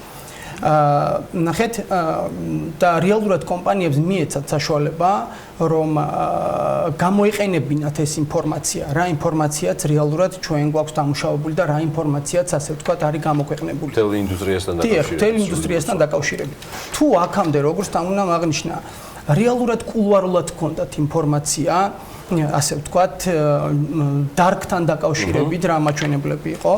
ეხლა რეალურად მიეცათ იმის საშუალება, რომ მოიხდინათ, ასე ვთქვათ, და ჩვენც მივეცით ამის საშუალება, რომ რეალურად მოიხდინათ შედარებითი ანალიზი და ჩვენ როდესაც შეთავაზებებს უკეთებთ კომპანიებს, რომ ასე ვთქვათ, თავიანთი ფინანსური მონაცემები შეუდარონ დარგის საშუალო საბაზრო მაჩვენებლებს და ასევე ჩვენ ვთავაზობთ სერვისს, როდესაც სხვა ამ დარგში მოღვაწე კომპანიების შედარებით ანალიზს, შესაბამისად ეს პირიქით შესაძლებლობებს აძლევს კომპანიებს, რომ სწორედ განსაზღვრონ, სად არის, ასე ვთქვათ, თავიანთი სუსტი მხარეები, პირიქით სად არის უფრო ძლიერად. საინვესტიციო მიმართულებით, თამარ, აი, რამდენად მნიშვნელოვანი და საინტერესო შეიძლება იყოს ეს ინფორმაცია, ანუ ისეთი მოთამაშეებისათვის, რომლებიც კიდე ადგილობრივ, კიდე ვთქვათ, უცხოური კომპანიები და საქართველოს და კონკრეტულ მიმართულებას განიხილავენ საინვესტიციო საინტერესოდ. ესმით თუ არა კომპანიებს, აი, რასაც თქვენ დააკვირდით, რომ მათ უჩნდებათ საშუალება ამ გამჭვირვალობის ხარჯზე მოიზიდონ დამატებითი ინვესტიციები, მათ შორის საფინანსო ინსტიტუტებიდან, გულისხმობ ფაიფაი. კი. მე ვფიქრობ, რომ ეს ცნობიერება თანდათან უფრო ამაღლდება, იქიდან გამომდინარე, რომ ფაქტიურად იმისთვის, როცა ჩვენ საუბრობთ ინვესტიციების მოზიდვის ნაწილში, ერთ-ერთი უმნიშვნელოვანესი არის გამჭვირვალე და სწორად მომზადებული ფინანსური ანგარიშგება, რაც პირველი ნაწილია კომპანიებმა, რაც უნდა შეასრულონ და ფაქტიურად ეს უკვე ყველა კომპანიას აქვს მზად. შესაბამისად, მას უკვე თავისუფლად შეუძლია ელაპარაკოს ინვესტორს, როგორც შიდა, ასე გარე ინვესტორს, დაფინანსების ნაწილში და ინვესტორებისთვის მე ვფიქრობ, რომ ეს ინფორმაცია ერთ-ერთი უმნიშვნელოვანესია, იქიდან გამომდინარე, რომ თუ აქამდე ინვესტიციების განხორციელებას როცა გეგმავდეთ, მათ არ ქონდათ რეალურად სრული სურათი, დღეს უკვე მათ შეუძლიათ კონკრეტულად ის დარგი შეარჩიონ, რომელიც მათთვის საინტერესოა, ესე ვთქვათ, გაანალიზოთ ამ დარგის სტაბილურობა, იგივე ინვესტიციების უკუგების პოტენციალი და განახორციელონ ესე ვთქვათ სწორი ინვესტიციები. ამ კუთხით მე ვფიქრობ, რომ ინვესტორებისთვის საკმაოდ მნიშვნელოვანი ინფორმაციის მიღება. ამ ყველაფრის თავმოყრიდან გამომდინარე იქიდან, რომ ჩვენ ბევრ ჩასულ თემაზე მომავალშიც ვაპირებთ საუბარს, მათ შორის ამ სტუდიაში, ვლად რა ეტაპზეა თვითონებით ჯგუფი ახლა ურთიერთობისას და კომუნიცირებისას ბიზნესთან და სხვადასხვა ინდუსტრიის წარმომადგენლებთან და რა გეგმებია უახლოესი მომავალში? დიახ. ზოგადად ზოგადად ები ჯგუფი წარმოადგენს ბიზნეს საკონსულტაციო კომპანიას. ჩვენი ძირითადი მიმართულება გახლავთ ფინანსების მიმართულებით მოვიცავთ ასე ვთქვათ სრულ სპექტრს, სრულ ფინანსურ სერვისს, რაც გულისხმობს კომპანიებისთვის სხვადასხვა ტიპის ფინანსური მოდელების შემუშავებას. განხორციელებული ან განსახორციელებელი ინვესტიციების უკუგების ეფექტურობის განსაზღვრას პლუს ამას ჩვენ კომპანიებს ვემუშავებით რეპორტინგის ანალიზისა და ბიუჯეტირების სისტემის დანერგვის მიმართულებით და სამუშაო კაპიტალის ოპტიმიზაციის კუთხით, რაც განაპირობებს შემდგომ უკვე მოგების მაქსიმიზაციას. რაც შეეხება ჩვენ გეგმებს ამ მიმართულებით, მათ შორის ჩვენ ასე ვთქვათ ახალ მიმართულებად ჩამოვაყალიბეთ, ეს არის EBIT Analytics-ი, რომელიც კონკრეტულად ასე ვთქვათ დარგების ანალიტიკაში არის ჩართული, უკვე ეს მიმართულება და რეალურად ჩვენ გეგმავთ უკვე ასე ვთქვათ 2019 წლის ბოლოსთვის მოვამზადოთ სრულად აქამდე თუ 1 ოქტომბრის წინა წლის 1 ოქტომბრამდე მხოლოდ ასე ვთქვათ უფრო მსხვილი კომპანიების ფინანსური ინფორმაცია იყო გასაჯაროებული და ეხლა მთელი ინდუსტრიის წარმოიდგინეთ მთელი ინდუსტრიის ფინანსური ინფორმაციას ვამუშავებთ უკვე, იმიტომ რომ ეტაპობრივად უკვე ქვეყნდება და ეს უკვე როგორც ინვესტორებს და ჩვენ მათ შორის ინვესტორებსაც ვამუშავებით, როგორც ინვესტორებს, ასევე კომპანიებს უკვე მისცემს სრულყოფილად დაინახონ, ასე ვთქვათ, ფართო სურათით დაინახონ დარგების მიმართულებით, არა მხოლოდ დარგების, არამედ თვითონ უშუალოდ რომელი კომპანიაც შეიძლება იყოს მათთვის საინტერესო, უკვე შედარებითი ანალიზი და მათ შორის თვითონ კომპანიებისთვისაც ძალიან მნიშვნელოვან ასე ვთქვათ ინფორმაციას დავამუშავებთ და შემდგომ უკვე მივაწვდით. მე მგონი ვლად ბეჟაშვილის პასუხში იყო რეალურად ამოხსნა თუ რატომ ნახავთ EBI ჯგუფის წარმომადგენლებს საკმაოდ ხშირად და აქ Forbes-ის ფორმატში თუ სხვა მხრივ. მადლობა მათ სტუმრობისთვის, ეს მხოლოდ ერთგვარად ინტრო იყო, ჩავთვალოთ საიმისოდ, რასაც ჩვენ ერთობლივად გეგმავთ, მათი ანალიტიკური მიმართულების, მათ შორის უნარების და ინფორმაციულობის და კავშირების გათვალისწინებით. დიდი მადლობა სტუმრობისთვის ვლად ბეჟაშვილს და თამარ ჩხატარაშვილს, კომპანია EBI ჯგუფის მმართველი პარტნიორი და პარტნიორებს სტუმრობდნენ. მადლობა თქვენ. გავაცილებ სტუმრებს და უკვე გიბრუნდებით შემდეგი თემით.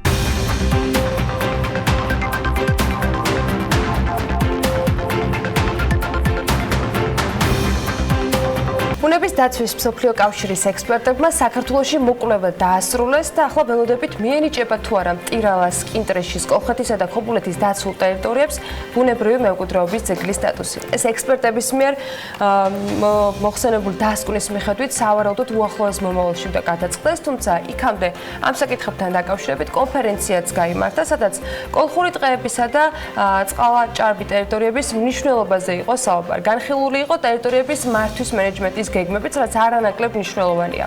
როგორია მოლოდინები და როდის გვეცოდინება?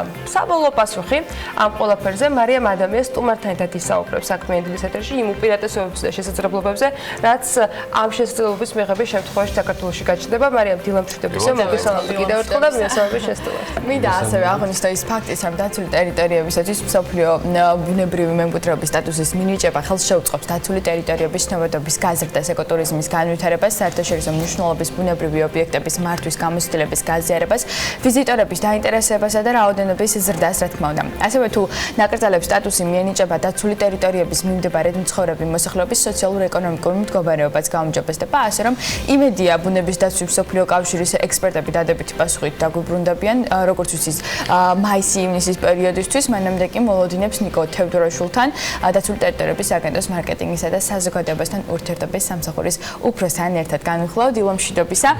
ნიკო, წინასწარი შეფასებით, რა სველოდებით და რა კრიტერიუმები უნდა დავაკმაყოფილოთ იმისათვის, რომ ეს სტატუსი მოგვანიჭონ ჩვენ? პირველ რიგში აღნიშნო, რომ ეს პროცესი არ დაწყებულა არც წელს, ეს საკმაოდ ბევრი წლის განმავლობაში მიმდინარეობდა სამინისტროში, სააგენტოში, ჩართულები იყვნენ საერთაშორისო დონის ექსპერტები, უცხოელები, გვეხმარებოდა საერთაშორისო დონორები, მათ შორის WWF-ი და გერმანიის მთავრობა, ასევე ზუკოვის ფონდი. მათ მიერ ჩართული იყო პროცესში ისეთი დონის ექსპერტები, რომლებიც კარგად იცნობენ, ასე ვთქვათ, იუნესკოსაც, მის ბუნებრივ მემკვიდრეობასაც და რა თქმა უნდა გაიცნეს და აღიარეს საქართველო. შესაბამისად, ჩვენი ექსპერტების გადაწყვეტილებით შეფასდა, რომ ნამდვილად იმსახურებს საქართველოს დაცული ტერიტორიების ნაწილი, ეს არის კოლხეთის ეროვნული პარკი, როგორც თქვი, მტირალას ეროვნული პარკი, კენტრიში და ქობულეთი. იყო, რომლებიც უნდა დაგვეკმაყოფილოთ. რამდენიმე კრიტერიუმია, ეს პირველ რიგში არის ბუნების უნიკალურობა და საქართველოში განსაკუთრებით ამ ტერიტორიაზე, რომლებიც დავასახელეთ, არის მესამეულ გამყინვარებას გადარჩენილი ბუნება, რაც ნიშნავს, რომ ერთ-ერთი უძველესია მსოფლიოში და შესაბამისად მისი უნიკალურობა უკვე მდგომარეობს და გამოვლენილია. შესაბამისად, მეორე კრიტერიუმი იყო მართვის თანამედროვე მეთოდები, რაც ასევე საკმაოდ ყოველდღიურად გამოსწორების ეტაპზეა და გაუმჯობესების ეტაპზეა დაცული ტერიტორიების სააგენტოში. მომზადებული არა ერთი მენეჯმენტის გეგმა და ზუსტად ამ მენეჯმენტის გეგმის შესაბამისობით, ანუ რამდენად სწორად იმართება ორგანიზაცია, ამის შეფასებაც მიმდინარეობდა. ასევე მესამე კრიტერიუმი არის არანაკლებ მნიშვნელოვანი, ეს არის მზაობა ქვეყნის ადგილობრივი მუნიციპალიტეტის, სააგენტოსი და ყველა, ასე ვთქვათ, კლასტერის ყველა წარმომადგენლის იმისათვის, რომ როდესაც იუნესკოს ასე ვთქვათ, იუნესკოს მსოფლიო ბუნებრივი მემკვიდრეობის სტატუსი მიენიჭება, გაიზრდება ვიზიტორთა ნაკადები და რამდენად შეძლებს ეს ყველა ორგანიზაცია პირველი შეინარჩუნოს ბუნებრივი მემკვიდრეობა იმ ფორმით, რაც არის და მეორე ინფრასტრუქტურულად და ყველა საშუალებით უპასუხოს ამ გამოწვევას და ასე ვთქვათ, ვიზიტორებს მისცეს კომფორტული მოგზაურობის. სიტყვაზე მოგვანიჭა სტატუსი. ვართ თუ არა ჩვენ უშუალოდ მზად, რომ ის ინფრასტრუქტურული პროექტები განვახორციელოთ, ინვესტირება განვახორციელოთ, ან ინვესტიცია ჩავდოთ ამ იმორედები პასუხეთ, ასე ვთქვათ, ის ინფრასტრუქტურული საჭიროებები, რაც არის გასაკეთებელი ამ იუნესკოს მიღების შემდეგ, ისედაც გვაქვს გასაკეთებელი, თუ დამატებითი მოტივაცია გაგვიჩნდება ამისთვის, რომ ეს რაც შეიძლება მალე და კარგად გაკეთდეს, ამას არაფერი არ აჯობს. რაც ეხება შედეგებს, ან გაორმაგებს თუ არა მინიჭებული სტატუსი ვიზიტორების რაოდენობას საქართველოში და ანუ რა ბენეფიტების მიღება შეგვიძლია? საქართველოს გარდა იმისა, რომ ეკონომიკურად განვითარდება. საქართველოს ევროპელი და ასე ვთქვათ, განვითარებული ქვეყნებიდან ძირითადად სტუმრობენ, ასე ვთქვათ, პროფესიონალი ტურისტები, მოგზაურები, რომლებსაც უკვე 20-ან მეტი ქვეყანა აქვთ ნანახი და ზუსტად იციან, როგორ განსაზღვრავენ თავიანთი ტურები. ერთ-ერთი კრიტერიუმი, რითიც განსაზღვრავენ, ეს არის ქვეყანაში UNESCO-ს ანუ მსოფლიო ბუნებრივ მემკვიდრეობას და კულტურულ მემკვიდრეობას მიკუთვნებული ობიექტების დათვალიერება და დღეს გვაქვს ჩვენ კულტურული მემკვიდრეობის ძეგლები UNESCO-ს ნუსხაში და ემატება ბუნებრივ მემკვიდრეობა და შესაბამისად მეტი მიზეზი ექნება, მეტი мотиваცია ექნება რომ საქართველოს ჩამოვიდეს და საქართველოს ჩამოსულს მეტი ატრაქცია დახვდება. ნიკო, პრობლემების და გამოწვევებზეც მინდა გკითხო. ანუ დაცულ ტერიტორიებზე მიმდინარე წლის 8 თვის განმავლობაში 17%-იანი ზრდა ჰქონდა ტურისტების. უცხოელი ვიზიტორების ეს ძალიან კარგია, თუმცა მე მაინტერესებს რა გამოწვევების წინაშე არიან ისინი დღეს საქართველოში ეძებს დაცულ ტერიტორიებზე მოგზაურობენ, რა მოთხოვნები აქვს და რასაც ჩვენ ვერ ვაკმაყოფილებთ და რა არის გამოსასწორებელი?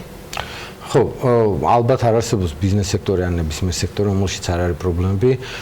მე ვფიქრობ, რომ ამ ეტაპზე დაცული ტერიტორიების სააგენტო პირველ რიგში გარემოს დაცვისა და სოფლის მეურნეობის სამინისტროს შემუშავებული პოლიტიკის შესაბამისად მუდმივად მუშაობს, რომ გააუმჯობესოს არსებული მდგომარეობა. მე ვფიქრობ, რომ დღეს საქართველოს დაცული ტერიტორიები არანაკლებ გამოიყურება ნებისმიერ კრიტერიუმით ვიდრე თქვა სხვა თუნდაც პოსტსაბჭოთა ქვეყნები ან მეზობელ ქვეყნებში არსებული დაცული ტერიტორიები, ვფიქრობ, რომ მათზე ბევრად უკეთესად არის.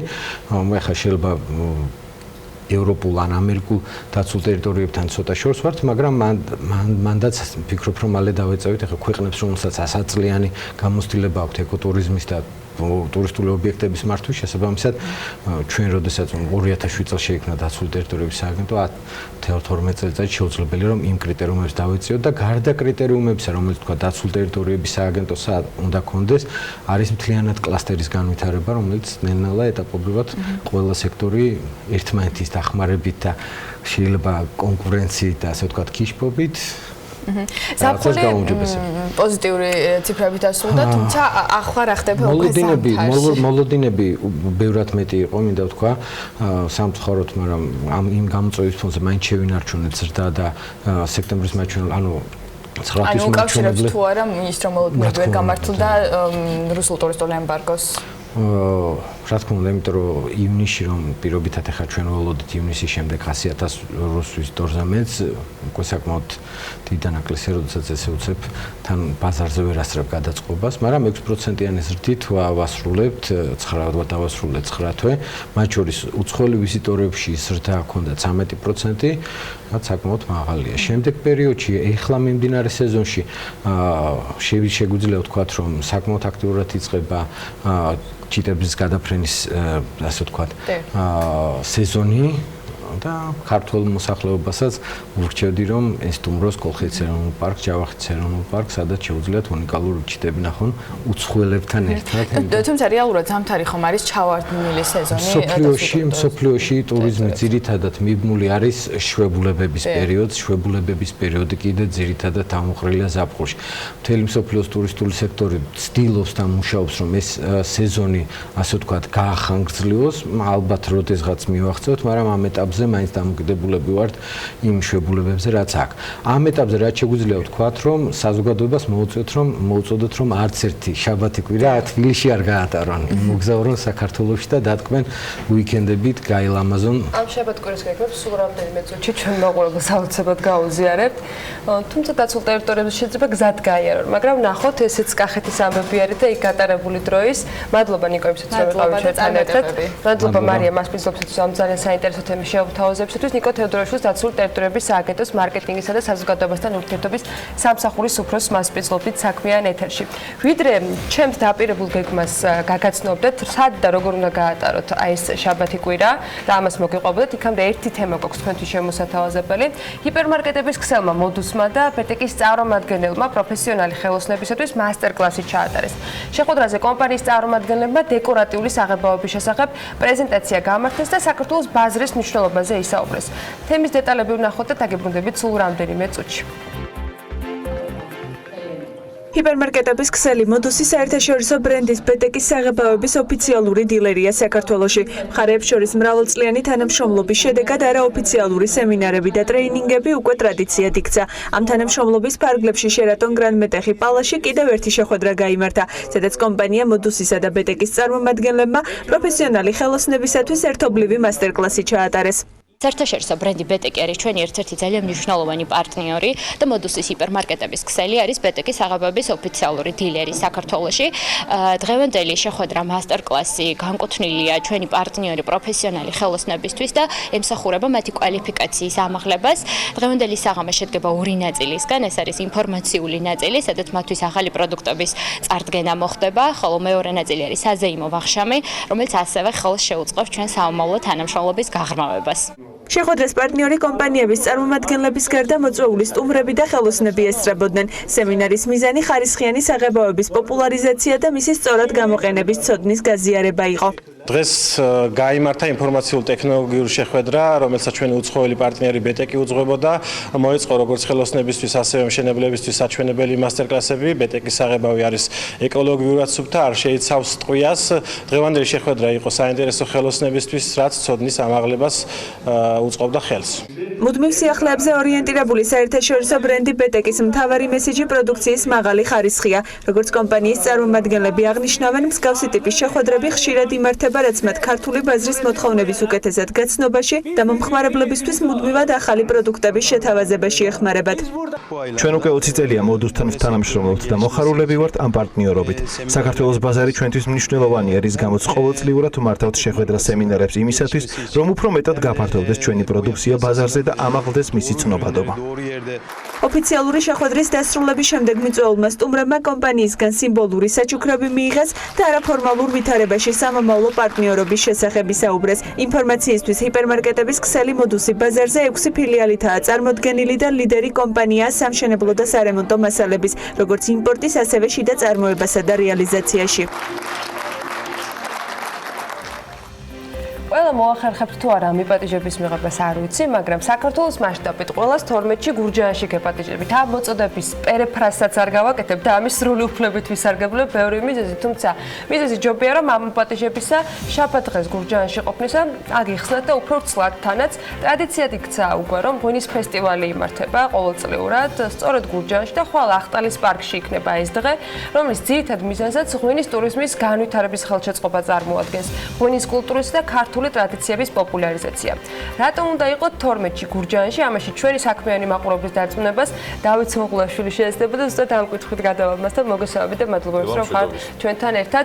ვიდრე ფესტივალის მიზნებზე და ამ 3 წლის შედეგებზე ვისაუბრეთ, რატომ უნდა წავიდნენ ხვალ 12-ში შაბათ დღეს გურჯაანში ყველანი ახტალის პარკში გამართულ ღონისძიებას დასაწყებად ეს გითხარით. დიდი მადლობა, მოგესალმებით, მოგესალმებით ჩვენს მაყურებელს. ერთ-ერთი მასშტაბური ღონისძიება, რომელიც მეღვინეობის მიმართულებით რეგიონებში ტარდება, ყველაზე დიდი შეგვიძლია უკვე ხმამაღლა თქვა ეს, იმიტომ რომ 200-ზე მეტი მეღვინე არის დარეგისტრირებული, ვინცაც შესაძლებლობა აქვს თავისი ღვინოები წარმოაჩინოს და გააცნოს ფართო საზოგადოებას და შესაბამისად ეს არის ერთ-ერთი საინტერესო პლატფორმა, სადაც საზოგადოებას შეუძლია გააცნოს როგორც ძალიან ცნობილ ღვინოებს, ისევე ახალ ღვინოებს და აგრეთვე კონდეს შესაძლებელი აი ოჯახის ღვინოებსაც შეხვდებიან ადამიანები, იმიტომ რომ ესეთ ფესტივალებზე დიდი კომპანიებიც მათ შორის ნახულობენ ხოლმე ისეთ პარტნიორებს, რომლებიც შემდეგ შეიძლება მათთვის იყოს საინტერესო საომავლო კომუნიკაციისთვის. თქვენ როგორ შეარჩიეთ? შეზღუდა ჩვენ შემთხვევაში აბსოლუტურად არანაირი არ იყო, ვისაც ქონდა სურვილი და აქვს სურვილი და აწარმოებს ღვინოებს, როგორც მცირე მარნებიდან დაწყებული, ისე დიდი ღვინის კარტები დამთავრებული, ყველას ქონდა შესაძლებლობა და აქვს შესაძლებლობა რომ წარმოადგინოს თავისი ღვინოები და ამიტომ რამე კრიტერიუმით ამათი და ამის ახარისხება თავისთავად ცხადია არ ქონდა შეზღუდვაში. ძალიან ყველას აქვს ამის ტრადიცია, ასე ვთქვათ, ღვინის წარმოებაში და არაჩვეულებრივად მოგეხსენებათ და ძალიან მნიშვნელოვანია რომ ეს არ არის მარტო გურჯაანის და კახეთის ღვინოები, ეს არის მთელი საქართველოსთან წარმოდგენილი, არიან მეღვინეები ცაგერიდან, რაჭიდან, ბაღდათიდან არიან მეღვინეები ჩამოდიან, შიდა ქართლიდან ძალიან ბევრი სხვადასხვა მუნიციპალიტეტის მეღვინეები და ეს ღვინის ფესტივალი მესამე წელია უკვე ტარდება და შესაბამისად ჩემთვის ძალიან გასახარია რომ საკმაოდ დიდ მასშტაბებს იძენს. უკვე და საკმაოდ კარგ ტრადიციას აყალიბებს, სადაც შესაძლებლობა იქნება. სამ ყველაფერში რა ფორმით არიან ისინი მონაწილეები, იმიტომ რომ ორგანიზებასთან ერთად მათი კონტრიბუციაც თანამონაწილეობის ნაწილში ძალიან მნიშვნელოვანია ხოლმე, როცა ისინი აქტიურობენ. აი, როგორ შედგა თანამშრომლობა და რატო არის მათთვის საინტერესო? ძალიან მნიშვნელოვანია.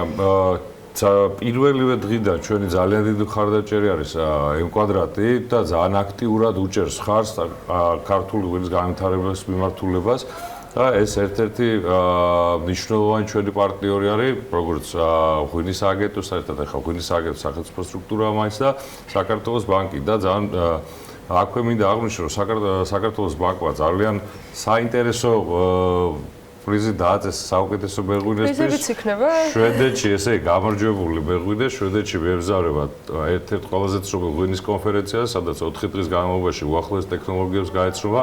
თარჯიმანთან ერთად ვიბრძანდა, ვინმეს კითხვა რო არ გაუჩნდეს, რომ თქვა, ხო არ შეიძლება რომ ღვინის კეთება და უცხოელები ერთდროულად ერთნაირად იცოდე. ნუ საქართველოს ბანკში ყველაფერზე იფიქრეს.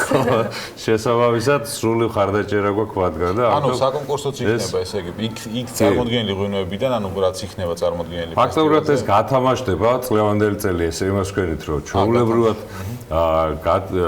ვიც ესე შემთხვევითად ვიც ამოვა ესე ვთქვათ, ის იქნება გამარჯვებული. მომავალისთვის ისე შეიძლება, არა და ხო მეგობრებო, შეიძლება საინტერესო ღვინოები გამოაჩინოთ ძველი ოჯახური წარმოებები. ლატარიაში ჩავერთო. საინტერესოა. აი ამ 3 წლიანი პერიოდის განმავლობაში მეც დავსვა მან ერთ კითხვას. კი ბატონო. კი გითხრობ, კარგ კურსს დამოუკიდებლად. გუჯალების უპირატესობას ვიყენებ. რაჭაში თველი დაიწყო.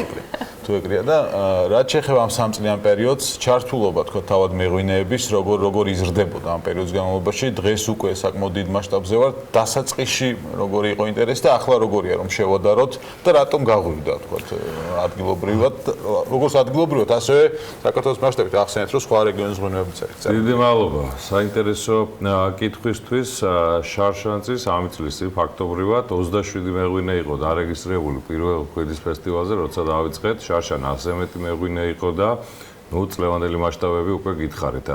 ამისი ერთ-ერთი ყველაზე მნიშვნელოვანი ფაქტორი არის ის, რომ იმდენად დიდი ინტერესი არის და როგორც ადგილობრივებისთვის, ისე შიდა ტურიზმისთვის და უცხოელი ტურისტებისთვის არის ერთ-ერთი ძალიან კარგი პლატფორმა, რომ თავისი ღვინოები წარადგინონ და შარშა ძალიან კარგი პრეცედენტები იყო, როცა ადგილზე მოხდა კონკრეტული ფაქტები, სადაც შეძლეს თავისი ღვინის რეალიზება და ხელშეკრულებების გაფორმება და ეს აძლევს იმის შესაძლებლობას ქართულ მეღვინეებს, რომ აი ამ ფესტივალის პარკლებში შეძლოთ დაინტერესებულებისთვის თავისი ღვინის წარმოდგენა, თავისი ღვინის რეალიზება, რაც საბოლოო მიზანი, საბოლოო ჯამში ღვინის წარმოების ეს არის და ჯამში ეს არის ერთ-ერთი მნიშვნელოვანი კომპონენტი ღვინის ფესტივალი გურჯაანისთვის, რითიც ახლა ესე იგი გურჯაანს აყალიბებთ საბოლოო ჯამში, ყალიბდება ამ ყველა თავისი ტრადიციული ფაქტებით მეღვინეობის მუნიციპალიტეტად არ ვეჯივრებით არავის. თელავს ესე იგი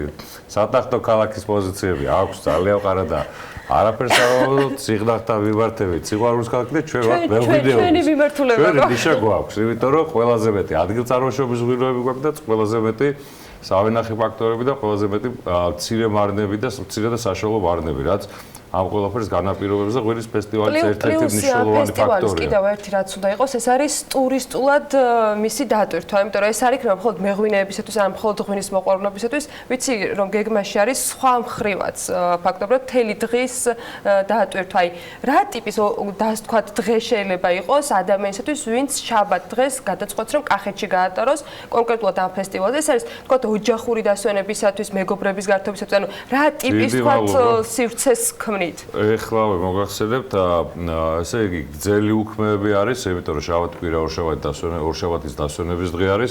შესაბამისად ოჯახურად შეუძლიათ დასვენებელს ჩავაბრძანენ, იმიტომ რომ როგორც ბავშვებისთვის არის სივრცეების შექმნილი, ასევე ღონისძიებები იწყება 12 საათიდან საღამოს 8-9 საათამდე, ასე რომ მთელი დღის განმავლობაში შეუძლიათ როგორც თათარა ნახო, როგორ კეთდება და ჩურჩხელად თავის ხელით შეუძლიათ ამოვალონ, ასევე მიიღო ღვინის დაწურვაში მონაწილეობა, დააგებონონ სხვადასხვა ტრადიციული თუ არატრადიციული კერძები და შესაბამისად მთელი კახეთის შემოდგომის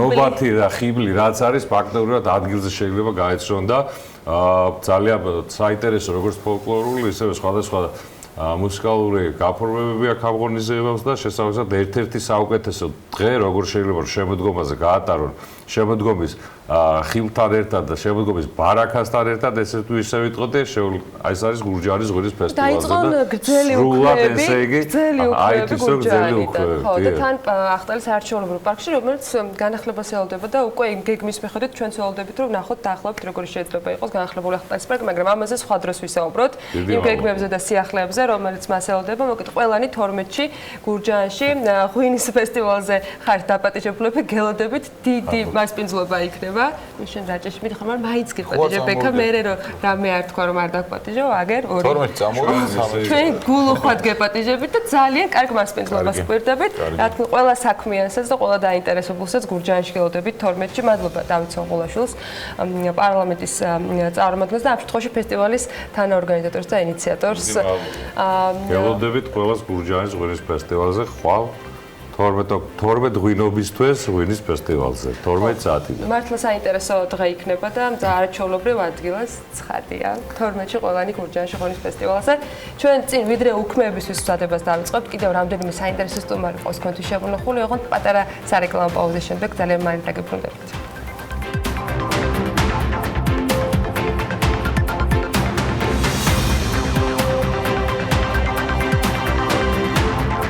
გარემოს დაცვისა და სოფლის მეურნეობის მინისტრის განცხადებით ღვინის გაზრდილი ექსპორტის პირობებში გამოწვევად რჩება სანდოობის და ხარისხის კონტროლის საკითხები. არის დრო, რომ ვიფიქროთ ხარისხზე ყოველას კარგად გусმის, რომ ქართული ღვინის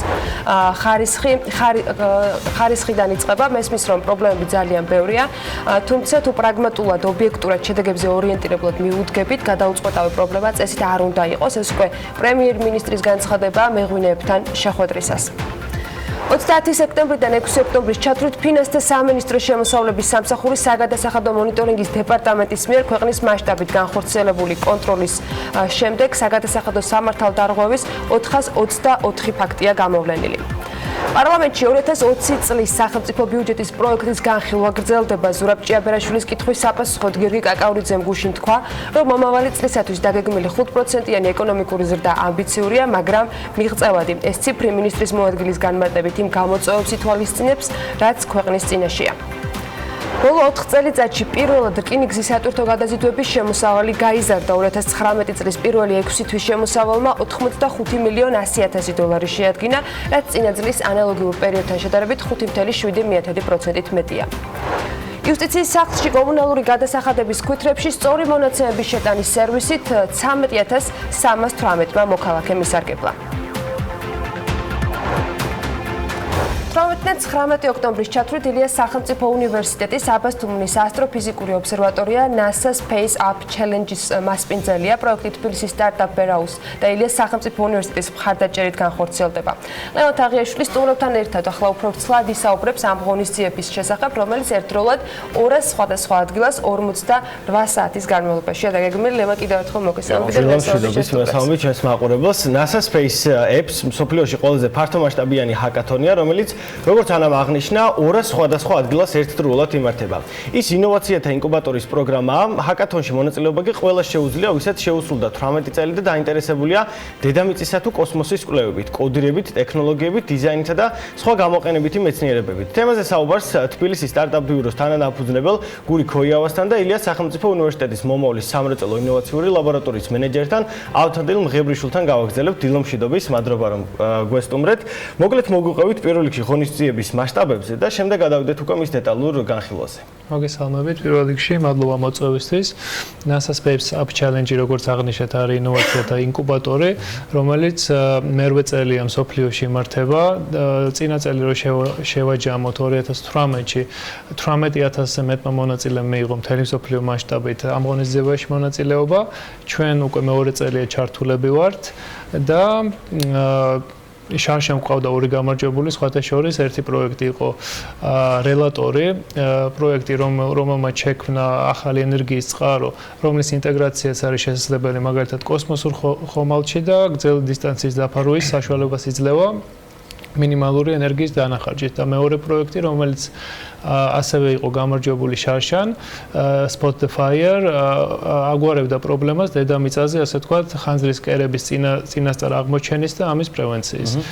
ძალიან საინტერესო თემები იყო, როდესაც ვნახე ინფორმაცია, ეს არის მთვარე, ოკეანეები, მზის პლანეტები. რა თემების გარშემო მოუწევთ წელს მონაწილეებს მსჯელობა და ინოვაციური პროდუქტების შექმნა? ამ წელს გვაქვს 25 მიმართულება, 5 კატეგორია და ასე ვთქვათ, ეს არის დედამიწის ოკეანეები, მთვარე, პლანეტები ახლოს და შორს, ეს არის ასევე ცხოვრება სამყაროში და არა მხოლოდ დედამიწაზე და ამ 5 კატეგორიის 25 მიმართულება. ამას დაწვრილებით კიდე ჩვენ შეგვიძლია ვისაუბროთ საინფორმაციო შეხვედრაზე, რომელიც დღეს გვაქვს დაავსებული GS6 აუდიტორიაში და შევძლებთ, რომ დაინტერესებულ ადამიანებს, სადაც აქვთ კითხვები ამ პროექტების სარეგისტრაციო ფორმასთან დაკავშირებით, მიმართულებთან დაკავშირებით, სრულად განვიხილავთ და ასე ვთქვათ, რამდენი ხანი გაგრძელდება კიდევ რეგისტრაციის პროცესი? რამდენი შეუძლიათ რომ? რეგისტრაციის ბოლო ვადა არის 13 ოქტომბერი 12 საათი. და იქამდე ველოდებით ნებისმიერი ადამიანისგან, რაც თქვენ ახსენეთ, ნებისმიერ ადამიანს, ვისაც აქვს სურვილი და აქვს ინტერესი, რომ რაღაცა გლობალურად შეცვალოს მსოფლიოში რაღაცა და იმუშაოს ამ მიმართულებებით, ველით ყველას. როგორ უნდა დააკავშირონ ეს ინოვაციები და ჩამოთვლილი თემები ახალგაზრდებმა ერთმანეთთან? ანუ რა იქნება მათი მთავარი მიზანი წელს, რომ გაიმარჯვონ ამ კონკურსში? კი ბატონო, ჩვენ NASA-სგან გვაქვს კონკრეტული სახელმძღვანელო და კატეგორიები, რომელიც ავთომაღნიშნა და სანამ ასე ვთქვათ ეს 48 საათიანი პერიოდი დაიწყება, ჩვენ ყველა არჩეულ მონაწილეს განუმარტავთ რა მოლოდინები გვაქვს ჩვენ და ასე ვთქვათ NASA-ს, იმიტომ რომ ჩვენ ვართ პრაქტიკულად დამაკავშირებლები, შუამავლები და შესაბამისად აი ამ კატეგორიების ასე ვთქვათ კარგად ახსნის შემდეგ მონაწილეები დაიწყებენ მუშაობას. რაც შეეხება ასე ვთქვათ რა შეიძლება მიიღონ მონაწილეობა. ხო, ესეც უნდა მეკითხა, იმიტომ რომ ჩვენ ხშირად ჩაგვიწერია გადაგვიღე ახალგაზრდები, რომლებმაც გაიმარჯვეს რაღაც კონკურსში და მერე NASA-ს ესტუმრნენ ან რაღაცა სხვა სამოტივაციო ფაქტორები იყო ჩადებული. ამ შემთხვევაში რა იქნება მთავარი მოტივაცია? მთავარი მოტივაცია და ყველაზე დიდი პრიზი მოდის NASA-სგან. 200-ივე ასე ვთქვათ ლოკაციაზე დასრულებული ჰაკათონების შემდეგ ნაციონალური გამარჯვებულები გაეგზავნება NASA-ში, პირველი და მეორე ადგილები და მერე NASA თვითონ გადაწყვიტავს, ვინ იქნება წარდგენილი Global Awards დაჯილდოებაზე 2019 წელს და შესაბამისად თუ ჩვენი ნაციონალური გამარჯვებული იქნება მოწონებული, გაემგზავრება ჰიუსტონში და დაჯილდოვდება NASA-ს მიერ. ხოლო ჩვენ ნაციონალურ დონეზე გამოყოფილი გვაქვს ფულადი პრიზები.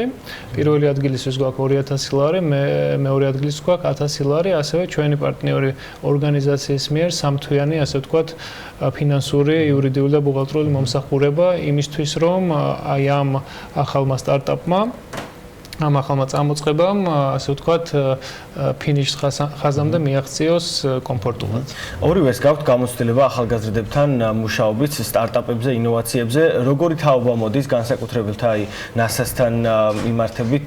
ახალი სფეროა ეს ფაქტობრივად საქართველოში და თუ NASA-სთან ან მსგავს დიდ კორპორაციებთან არ ქონდათ შეხება, საქართველოში ფაქტობრივად შეუძლებელია რომ წინ წავიდნენ. აი რამდენად აკმაყოფილებენ აი ამ სტანდარტებს, რომელსაც აწესებს სამხელო ორგანიზაცია? მსგავსი პროექტები მინდა აღვნიშნო, რომ საქართველოსთვის ინოვაციური ტექნოლოგიური ეკოსისტემის განვითარება ძალიან მნიშვნელოვანია.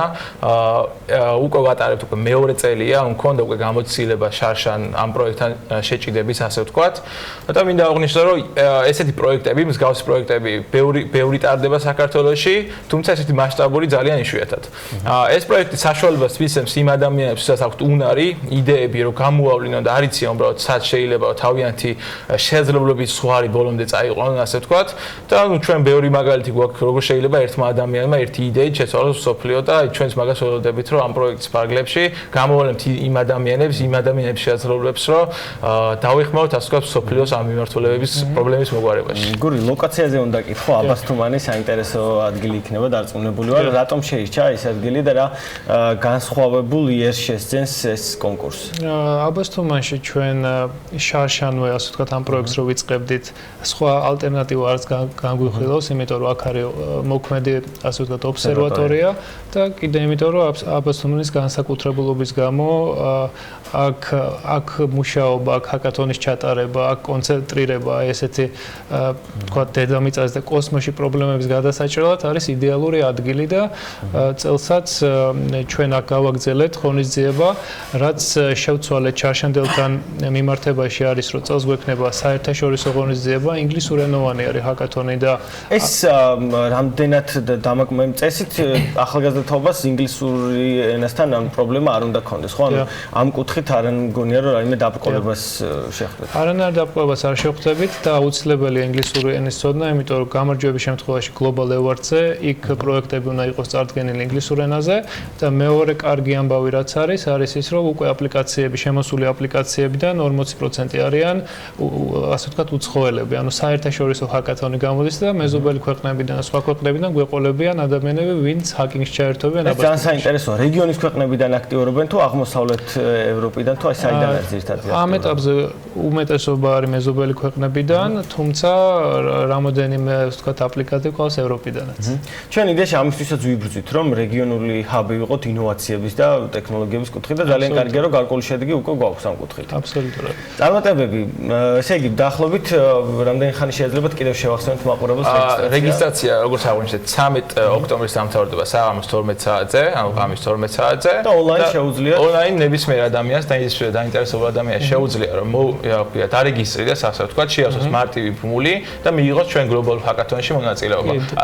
ასევე ანუ დავამატებ იმასთან გავახსენებ მაყურებელს რომ თუ რაღაც დამატებით კითხვები ექნება შეუძლიათ დღეს 6 საათზე კი ბატონო საინფორმაციო შეხვედრა პროექტთან მიმართებაში G106 აუდიტორიაში ბოდიში თუ დღეს ვერ მოხვალთ ილიანის თქვათ საინფორმაციო შეხვედრაზე გთხოვთ შევბრძანდეთ თბილისის სტარტაპ ბიუროს Facebook გვერდზე ან ილიანის Facebook გვერდზე სადაც ნახავთ ღონისძიებას და დეტალურად გაეცნობით თუ რა არის საჭირო იმის რომ მონაწილეობა მე შევახსენებ მაყურებელს რომ როგორც კი მორჩება ჩვენი გადაცემა მაშინვე BMG-ზე შეიძლება ამ ვიდეოს ნახვა და შესაბამისი კოორდინაცია მოკლედ არ იქნება არანაირი პრობლემა.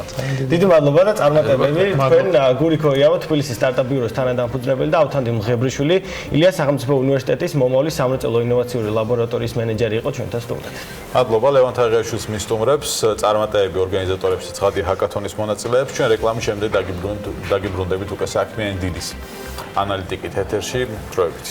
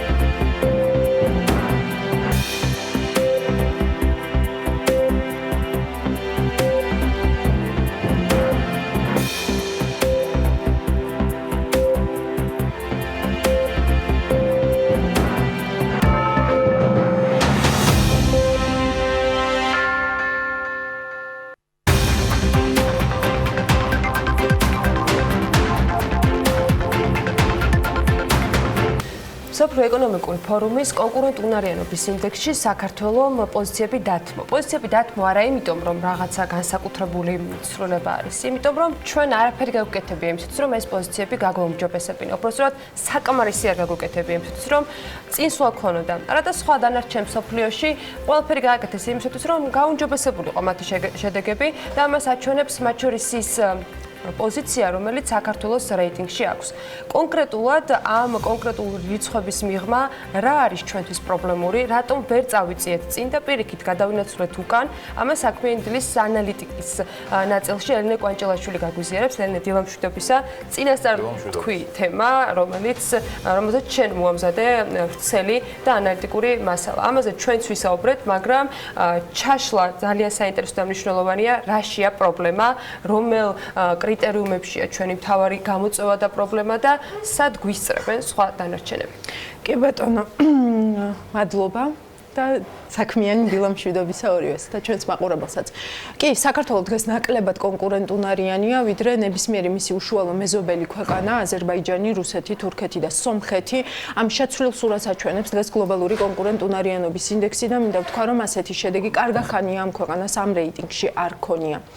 ნაწილობრივ ცხადია ვიზიარებ მათ კრიტიკას, ვინც ამბობს, რომ მეთოდოლოგიური თვალსაზრისით საკმაოდ ეკლექტურ ინდექსთან გვაქვს საქმე, ის თავისით პრაქტიკულად არაფერს ადგენს და ყველა მიმართულებით სხვადასხვა ინდექსზე ეყრდნობა, რომლებიც სხვადასხვა დროს და სხვადასხვა სარეიტინგო სააგენტოების მიერ არის შედგენილი. ამიტომ ყოველ წელს რაღაც საკამათოს პოვნა ამ ინდექსში სირთულეს არ წარმოადგენს, მაგრამ ამ ჯერზე ყველაფერი გაცილებით უფრო ცალსახად ჩანს და ახსნი რატომაც.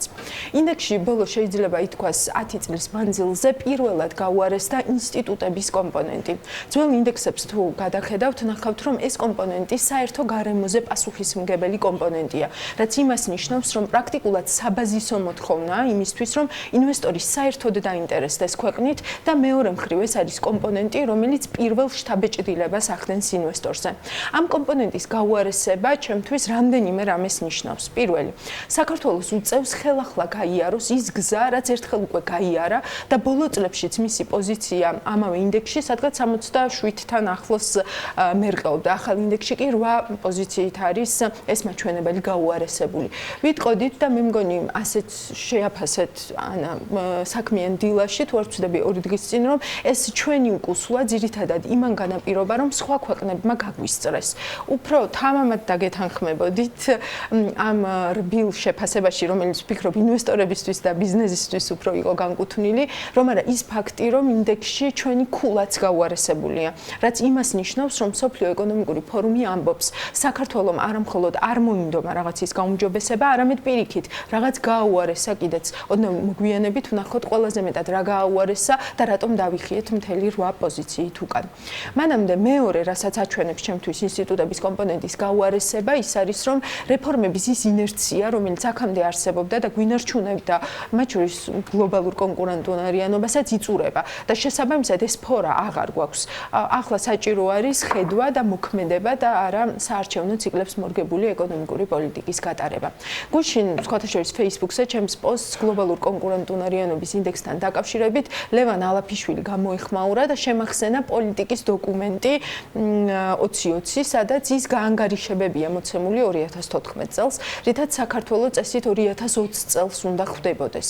ახლა ეკრანზე გამოვიდან ამ გრაფიკას და შეგვიძლია ერთად ვნახოთ, რომ პრაქტიკულად ყველა კომპონენტში გათვლა რეალობას სერიოზულად აცდენილია. ანა ბექა შეგიძლიათ რომ შეხედოთ და ნახავთ, რომ პრაქტიკულად მთლიანი შიდა პროდუქტი ერთ სულზე, ინფლაციის მაჩვენებელი, ანუ აქ პრაქტიკულად ყველაფერი არის აბსოლუტურად სხვა რიცხვები გვაქვს დღეს, არ ვიცი რა იქნება 2020 წელს, მაგრამ გზა და გზა, ანუ რასაც ახლა ვუყურებთ, ფაქტი არის, რომ ეს რიცხვები და ეს გათვლები არის პრაქტიკულად ძალიან აცდენილი და არც ისე ახლოს ერთმანეთთან. ეს გათვლები ტყუილად არ კეთდება, მათ შორის იმისთვისაც კეთდება, რომ საქართველოს ჩანდეს გლობალურ საინვესტიციო რუკაზე და მეტი ინვესტიციის მოზიდვაც შეძლოს. ამისთვის ის უნდა იყოს უფრო კონკურენტუნარიანი, ვიდრე სხვა ქვეყნები, აქ ორი აზრი მე მგონი არ არსებობს. რომელ კომპონენტებში გვიჭირს უსაფრთხოება, აქ კრიმინალი იზრდება და ის მე მგონი ძალიან ძიმე განაჩენია ქვეყნისთვის, რომელსაც ინვესტიციების მოზიდვა უნდა, რომელიც ტურიზმის განვითარებაზე აკეთებს აქცენტს. გავარესებული არის ელექტროენერგიის მიწოდების ხარისხი, ანუ ლარი უფასურდება, ტარიფები ამის კვალდაკვალ არ იზრდება. ცხადი არის, რომ ნაკლები ინვესტიცია იდება ალბათ ინფრასტრუქტურაში და ვიღებთ უარეს ხარისხს. ასე ვხედავ მე ამ ჯაჭვს ყოველ შემთხვევაში. ცუდია, რომ კონკურენტუნარიანობის ინდექსი თავად არ განმარტავს მიზეზებს და მხოლოდ შედეგს ინდექსში. ინფორმაციული ტექნოლოგიების ათვისება. ეს კომპონენტი გაუარესებულია მთლიანად იმის ხარჯზე, რომ წინ ძალიან ნელა მივდივართ ერთ ადგილს ვტკეპნით და ამ კომპონენტში ნამდვილად მხოლოდ იმიტომ გვიუარესდება მდგომარეობა, რომ სხვა ქვეყნები ჩვენზე უფრო სწრაფად აუმჯობესებენ თავიანთ ხელმისაწვდომობას სწრაფ და ხარისხიან ინტერნეტზე. მაკროეკონომიკური სტაბილურობა, აქ გაუარესების უდიდესი წილი მოდის ინფლაციაზე, ცხოვრების გაძვირებაზე რაც უკან გვწევს მათ შორის კონკურენტუნარიანობის ინდექსშიც. ჯანმრთელობა ეს აისახება იმაზეც მათ შორის, რომ უბრალოდ ნაკლებს ვცოცხლობთ. პროდუქციის ბაზარი, ეს სხვათა შორის საინტერესო კომპონენტია. აქ ინდექსი გვეუბნება, რომ ტარიფებს ვართულებთ და ვაჭრობას ვკეტავთ. შრომის ბაზარი, ეს არის ძალიან საინტერესო кейსი და ბოლო დროს ძალიან აქტუალური არის. ნახეთ, აქ რა ხდება. მსოფლიო ეკონომიკური ფორუმი ამბობს, რომ უფრო დაცულია დღეს შრომის უფლება, რომ ანაზღაურების პრაქტიკა გაუმჯობესებულია, მაგრამ გაუარესებულია მერიტოკრატიისა და мотиваციის სისტემა და ქალების დასაქმების მაჩვენებელი. ეს სურათი პირდაპირ აჩვენებს, რომ შრომის ბაზარს ნეპოტიზმის სისტემური პრობლემა აქვს და რეგულირების ტვირთი, რომელიც დამსაქმებელზე ძალიან მზარდია ამ მიმართულებით, ავტომატურად აისახება мотиваციის სისტემის გაუარესებაზეც. სად არის ახლა პოზიტიური ძვრები, სულ რომ უარყოფითზე არ ვილაპარაკოთ, ერთი რაც ძალიან მახარებს, ეს არის რომ ინოვაციის შესაძლებლობა ეზრდება ქვეყანას. ამას ნამდვილად აჩვენებს ეს ინდექსი, მეტი კვლევა, მეტი ინვესტირებული თანხა კვლევისა და განვითარების მიმართულებით, მეორე მხრივ მცირე მასშტაბი, ნაკლები საერთაშორისო კოოპერაცია, თუმცა აქვე ძალიან კარგი ტენდენცია ის რომ ინოვაციების კომერციალიზაცია იზრდება, გამოდის კერძო სექტორი, იგივე ბანკები, იგივე ტექნოლოგიების და ინოვაციების სააგენტო, ანუ ეს ძალისხმევა გამოდის რომ არის საკმაოდ წარმატებული. კიდევ ერთი კომპონენტი, სადაც გაუმჯობესება აჭარბებს უკუსვლას, ეს არის ინფრასტრუქტურის კომპონენტი, თუმცა ამ კომპონენტში ბევრია ისეთი ქვეკომპონენტიც, სადაც საერთოდ არ არის ზრდა წინა ინდექსთან შედარებით, ერთი ასეთი საზღვაო პორტების სერვისის ხარისხიც არის, რაც ჩემი აზრით ამ სფეროში ნაკლებ კონკურენციას უკავშირდება პირდაპირ და ვნახოთ ამ მიმართულებით რა და როგორ შეიცვლება. გაუმჯობესებების ნაწილში ყველაზე საინტერესო ტენდენცია ჩემთვის არის ეგრეთ წოდებული checks and balances ნაწილში, რომელიც წინა ინდექსთან შედარებით გაუმჯობესებულია, თუმცა ამ კომპონენტის 4 ქვეკომპონენტიდან 3-ში არაფერი შეცვლილა, ერთი კერძოდ მედიის თავისუფლება არის გაუარესებული. დანარჩენი 3 კომპონენტი კანონმდებლობას, ბიუჯეტის და რეგულაციების გამჭვირვალობას ეხება. აქაც მსოფლიო ეკონომიკური ფორუმი კონკრეტულად არ ხსნის რის გამო გაუმჯობესდა ეს კომპონენტი, თუმცა ჩემთვის ვივარაუდებ, რომ არასამთავრობო სექტორი, სამოქალაქო საზოგადოება თავისი აქტიური ჩართულობით და თუნდაც ძალიან ხმამაღალი კრიტიკით ამ სურათის და ამ გაუმჯობესების ერთი მნიშვნელოვანი ნაწილია და ხელისუფლებამ ის მტრად ნამდვილად არ უნდა აგიქვას. და ბოლოს ვფიქრობ, კიდევ ერთხელ უნდა აღვნიშნოთ, რომ არის სასიცოცხლოდ მნიშვნელოვანი სისტემური კომპონენტები, რომელი მიმართულებითაც არაფერი მომხდარა მთელი ამ 1 წლის განმავლობაში. მაგალითად, ინდექსი ძალიან ცალსახად აჩვენებს, რომ მუშახელის განვითარებისთვის არანაირი ნაბიჯები არ გადადგმულა, არც მათი ტრენინგებისთვის, არც მათთვის ციფრული უნარების განვითარებისთვის, არც პროფესიული განათლების კუთხით, არც სწავლებაში კრიტიკული აზროვნების კომპონენტის გაძლიერების მიმართულებით, არც კერძო საკუთრების დაცვის და ზოგადად ამ უფლების გაძლიერების მიმართულებით. იმით დავასრულებ, რითაც დავიწყე, ნებისმიერ მეთოდოლოგიაზე შეგვიძლია ვიკამათოთ და ვიდავოთ, მაგრამ ეს ინდექსი ნამდვილად სარკეა იმის, რაც ისედაც ვიცით, ვისაც კრიტიკული აზროვნების უნარი ბოლომდე არ დაგვიკარგავს. მთლიანი შიდა პროდუქტის 10 წლის საშუალო ზრდა აუცილებლად ბევრად უფრო მაღალი უნდა იყოს, ვიდრე დღეს არსებული მაჩვენებელი, რასაც ინდექსი ადგენს 4,2%. სარკე კი იმიტომ არის, რომ რეალურად ეს ინდექსი მართლა მთელ გლობალურ ეკონომიკას უყრის. თავს ჩემს ბოლო გრაფიკაზე დღეისთვის დავასრულებ, მთელი მსოფლიოს 86 ტრილიონ ამერიკულ დოლარად შეფასებულ ეკონომიკას ხედავთ. ყველა ქვეყანა, რომელიც ახლა ამ გრაფიკაზე ჩანს, ამ გლობალური კონკურენტუნარიანობის ინდექსში არის ასახული. საქართველოს უნდა ჰქონდეს, ჩემი აზრით, ამბიცია ჩემს დღეისთვის ბოლო გრაფიკაზე ცალკე ქვეყანად მოხვდეს და ამაზე თუ შევთანხმდებით, პრიორიტეტებიც მგონია, რომ სხვანაირად განაწილდება. საქართველოს აქვს ამბიცია, უბრალოდ საქართველოს უნდა შეთანხმდეს, რომ ამ ამბიციის მისაღწევად გზები უნდა იყოს სწორად დასახული და რაც თავარია, იმ კრიტიკულობის შენარჩუნების ნაწილში ერთად დავსახოთ ეს გზები, მათ შორის ნებისმიერი ვთქვათ ინტერესების თუ სურვილების მქონე ადამიანებმა, რომ თავარი იყოს მიზანი, საწავა ქვეყანა და ეს კონკრეტული დანიშნულება იყოს ესეთი, რომელზეც უმრავლესობა ვთანხმდებით, ეკონომიკა იქნება. არ გიჩნდება იმასთან დაკავშირებით, რომ საქართველოს დღეს ეს ამბიცია აქვს და ჩვენ შეთანხმებულები ვართ. უნდა ჰქონდეს დარწმუნებული. ამბიციაზე. მადლობთ ვეკა. გაჩნია საქართველოს მასას რა ნაწილს ავიღებთ მაშინ. ვინც აკონტროლებს შერჩევითობაზე არ არის. ის კურსი მიყავს, იმას უნდა კონდეს, ჩვენ რო კონდეს და ჩვენ გვაქვს. მაგრამ იმასაც ჩვენ ვირჩევთ და ესეც ჩვენი გადასაწყვეტი იქნება საბოლოო ჯამში რამდენად არა. ხო, ჩვენ სამნიც მათ შორის. საბოლოო ჯამში ვინ იქნება ამის გადამწყვეტი. მადლობა ელენე მიმოხილვისათვის. დღეს მასთან ელენესთან ერთად ვასრულებთ საქმიანი დილის ეთერს. წინ გრძელი უქმეები გელოდებათ, ბედნიერ უქმეებს გისურვებთ და გელოდებათ პარასკევით დღის ანალიტიკა, რომელსაც ელენე ძალიან საინტერესო სტუმრებით და თემებით შემოგთავაზებთ. მე ორ შეფათამდე გემშვიდობებით დროებით. მე ნახავთ.